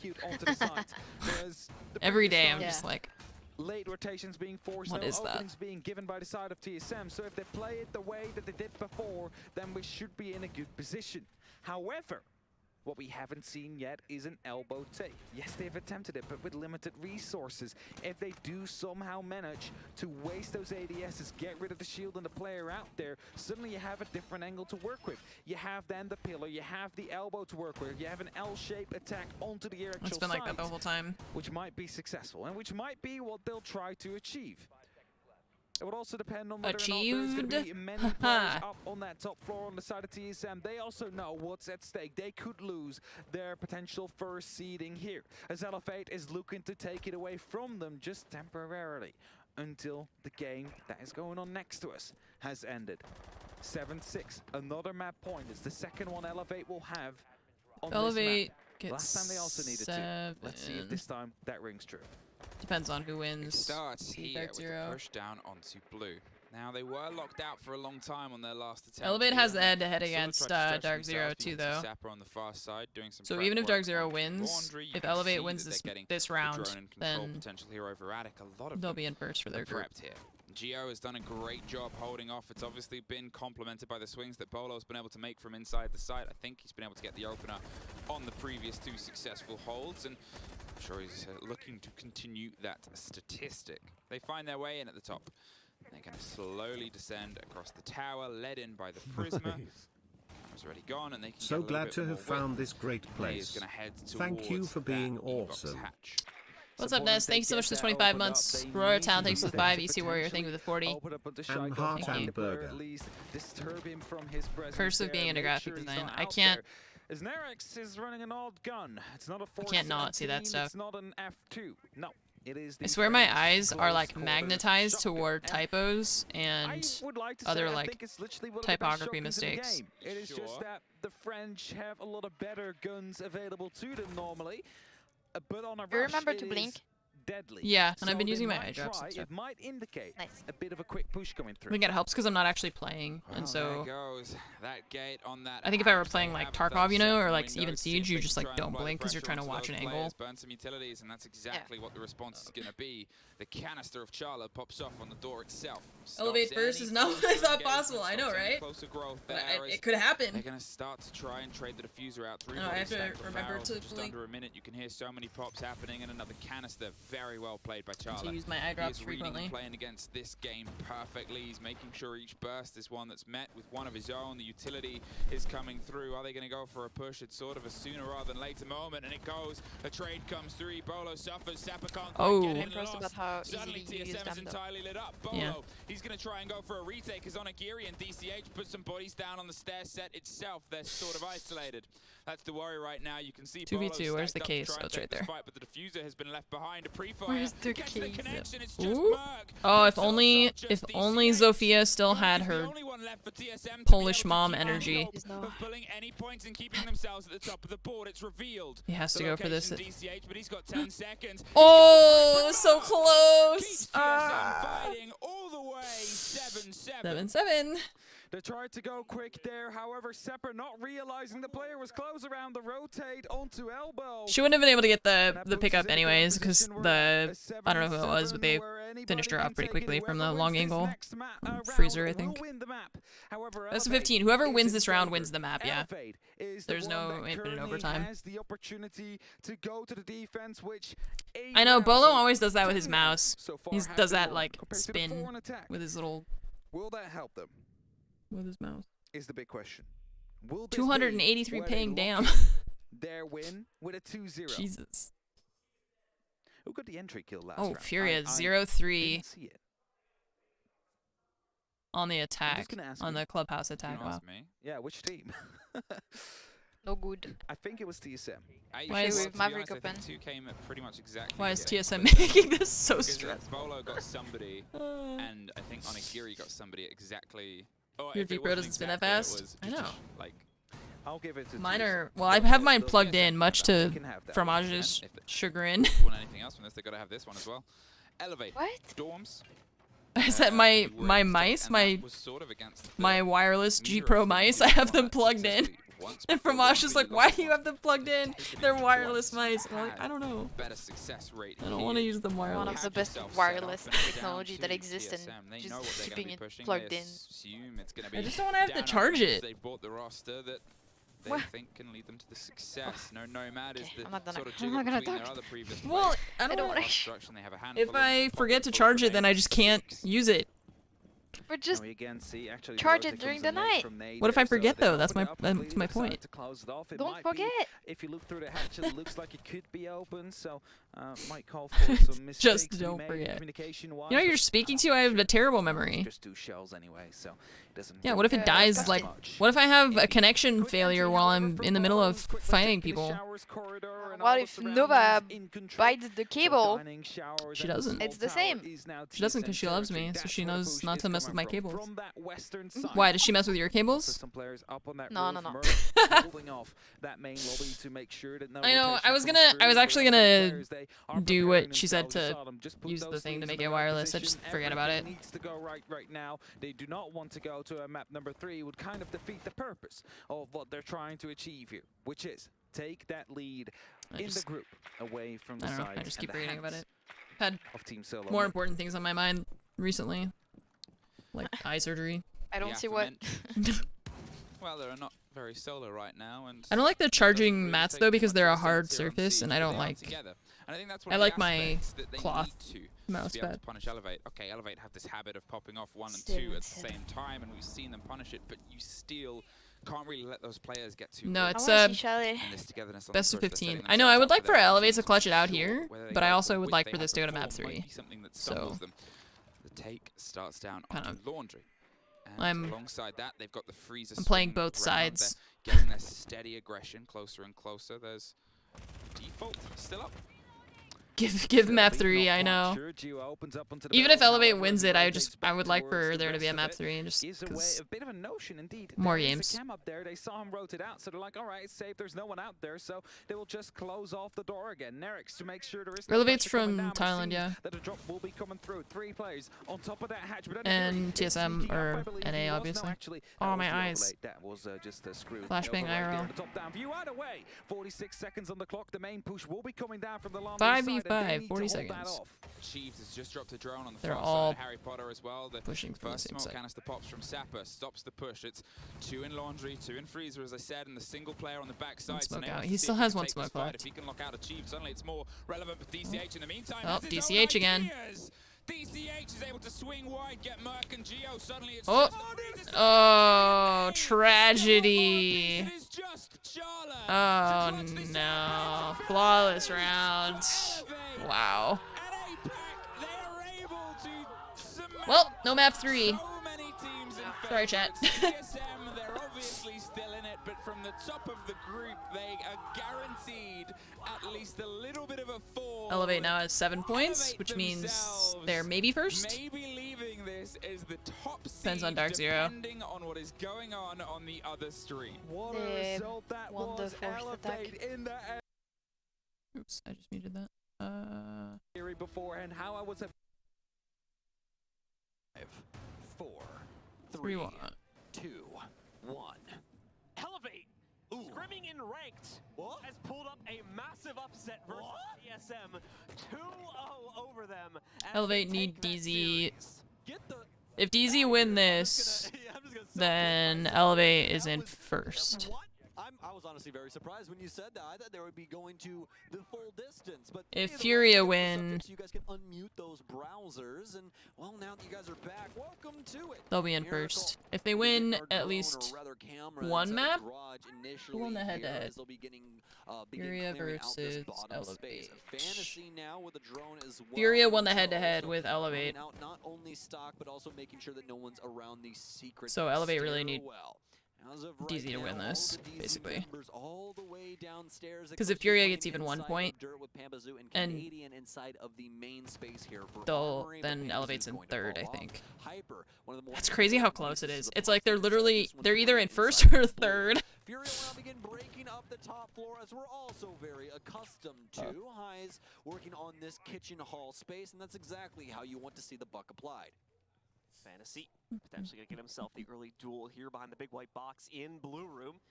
Doesn't seem as though Hyper wants to really take the challenge this early on, though, and neither does Fantasy. So he'll wait this one out on the Nook. Opens up an opportunity to push back through the oil pit. At the same time, not really ready to descend into that just yet either. It's going to be a lot of build-up, a lot of posturing, as has become the case here on the previous few rounds here in the previous holds in the basement as well here. Furia wants to try and gather as much intel as possible before leaping in and more than likely giving it their all. As once again, we already seen in previous rounds. Fantasy actually does end up challenging down the blue stairs there, and he's going to pay a hefty price for it. Over half of his HP now gone. It's Hyper, more than likely, throwing in that damage from behind the box.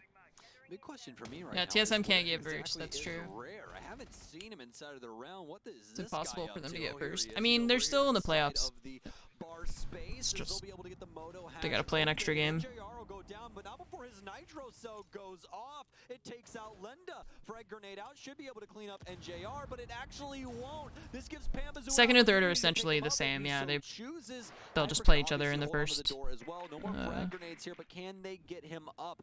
Doesn't seem first round of the so upper as of bracket. right now. Oh, Fantasy hello. will find one. Actually, no, Fantasy will find two. He got that earlier pick up, and actually, no, he actually shot through the wall, and I believe dusted two people with a couple of bullets. NJR still down. I thought that was a body that he collected, but it's up to And Canadian and look. Eclipse now to try and fend off Furia. Canadian playing with fire here as he transitions back to the inside of blue.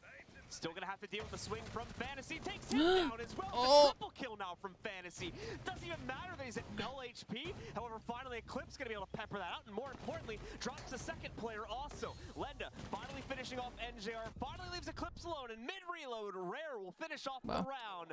That's number 4 on the attacking side of this map. Now up and confirmed for Furia. How does Fantasy get away with so much right there? Well, I can tell you how it initially started. Obviously, the help presence device getting him very deep inside of blue. Unbeknownst to poor Hyper, who's just sitting in the corner, and all of a sudden a masked figure comes out from the shadows and grabs him.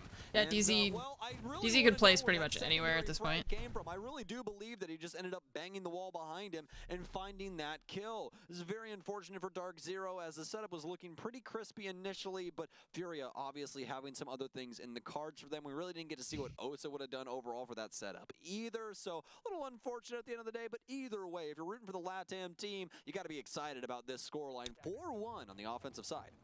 Gym bedroom. For Rare, as they're going to try and use those shields to negotiate further, positioning closer to the site. Might not even really need it, to be honest with you, with the way Only that brought Furia was able Maverick. to clear out this setup last time. We'll see if they They have can been doing that. replicate the same degree of success, however, considering the Dark Zero has hopefully learned their lesson from the last play, but at the same time, thought the same thing about Basement, and that turned out not What's to be the interesting case to me is that they're again. not trying to use Once Maverick more, as third win is found there, or Furia. necessarily continue to to breach a excel lot of here, and things. They're 4-1 playing lead, very like potentially 5-1. sneaky find here this and site for a there, second solo time plays, as well. and Dark Zero, scare though, them. And I feel like 4-2, it's pretty that will smart give them a because semi-palatable score in right there, able to general, bring a any strong game enough style attacking is side relying to a come lot back on into this one utilities, big and still keep their setups, and 2-0 like dreams alive. make Well, the it all other team starts lose right time here, John. They by really, trying really to need clear this everything out, defensive and they're not round trying right to now, clear because if everything. Fury gets us They're just trying to surprise them here and there. I mean, Dark Zero has a really long road ahead of them on the smart. offensive side, and it's all going to be with minimal mistakes. So as of now, Furia out and onto the board. We'll see exactly what they want to do. Heiz will be starting us off in a very similar way. To see how they're going to use keys down the master door.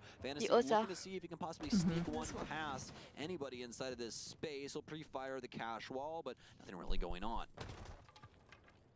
Fantasy still hunting for early targets here. No one on Dark Zero presenting themselves. The Claymore does go down to fend off any would-be jump-outers. Now he'll be able to keep watch in case there's going to be any aggression. We normally see a shot or two coming in towards that corner from a player in Dark Zero who might have decided to hold on the inside of the CCTV area, but not going to find any this time around. Looking like Dark Zero have stuck away from that and are holding at most just the cash room here. And meanwhile, of course, Miracle should have no problem whatsoever getting this wall open nice and quick here to give the team access to the jacuzzi balcony door. Miracle continue to torch this up. As they'll finish that up, the right-hand side will be soft, and Heiz will open it with the skeleton key and a pretty quick shot fashion as he continues to break that up. Stuns in to waits now to see if there's any ADSs inside of that space, and clearly not as of right now. Miracle open the top of the bathroom wall as well, and this is going to be a prime time for frag grenades to begin pouring through. No nitro cell inside of the bathroom either to be able to toss back out and on to some unbeknownst offenders, so it's just going to be Furia working that space for This some feels time. like Miracle is going to shift across over towards the master balcony. it's the last attack, and DZ have been keeping the same game style. He's still using the Kaid, still trying to push them to use Maverick, even though they've been using only Maverick so far, instead of turning it into a more aggressive defense style and not relying on the breach. I don't know. I feel like they're adapting very well. This was a little bit naive from Furia, I like the strategy of putting down the Osa shield and then just planting while they're watching you. It's so disrespectful. It was very ambitious. It didn't work out. If they didn't have those impact nades, that might have been a different story. But that was... I just like how disrespectful it was. It's like, I'm just gonna put this thing down, turn my back to you, put the case down. Oh god, why did you do that? Gives himself away, and so does Miracle. And with that, Dark Zero shut down another round for themselves and make it a 4-2 half. I don't feel like DZ adapted very well. I just feel like Furia were pretty naive for this attack, but the rest, I don't know. It'll be 2 rounds for DZ going into the offensive side. Wasn't very good to me. Doable at the end of the day, but it's still going to require a Herculean effort from the entirety of the DZ team. For Furia, should be cool, calm, and collected coming into this. Very happy that they were able to secure their multitude of rounds on the offensive half here on Clubhouse. This will be starting us off with a gym bedroom defense. Gym bedroom going to be an interesting choice for the starting site. Once again, for Fury, again, not the expected start, but given the wild way that Furia has been playing into this map so far, it won't be too surprising to see them go for it, as it gives them quite a bit of freedom to take early fights, to challenge the early positions from Dark Zero, even after just getting access to things like the jacuzzi wall or pushing in from the construction single piece wall, things like that as well.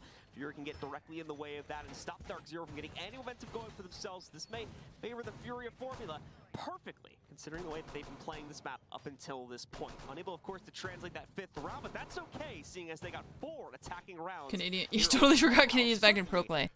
I feel like every person who has retired has unretired like 3 months later. R6 retirements mean nothing to me anymore. It's going to be an extended setup here. Anytime somebody is like, I'm retiring from pro play, I'm like, we'll see. This entire setup. We'll see. I don't believe you. As we'll have some ADSs inside of the space as well, and more than likely Lenda's initial discs going around this area as well, so he'll be able to collect more of those magnets going throughout the rest of this. I just don't believe you. It'll be on a timer. Look over the right-hand side of your screen, you'll see that number on Lenda's little profile there, slowly ticking up, and then also keep track of what he has inside of his pocket as well in the current moment. So he'll toss that one. Doesn't really hit its mark, but here in a second he'll have 2 instead. About 30 seconds here now for Dark Zero as they begin to open things up here for their offensive side of Clubhouse. Opening things up quite literally here, as Eclipse is going to be working on a quick opening of the jacuzzi balcony. Panel gone, and now the right one will be the focal point. do want full access to it, it would seem here. Able to make their clear that much easier. The soft panel's already taken care of 2.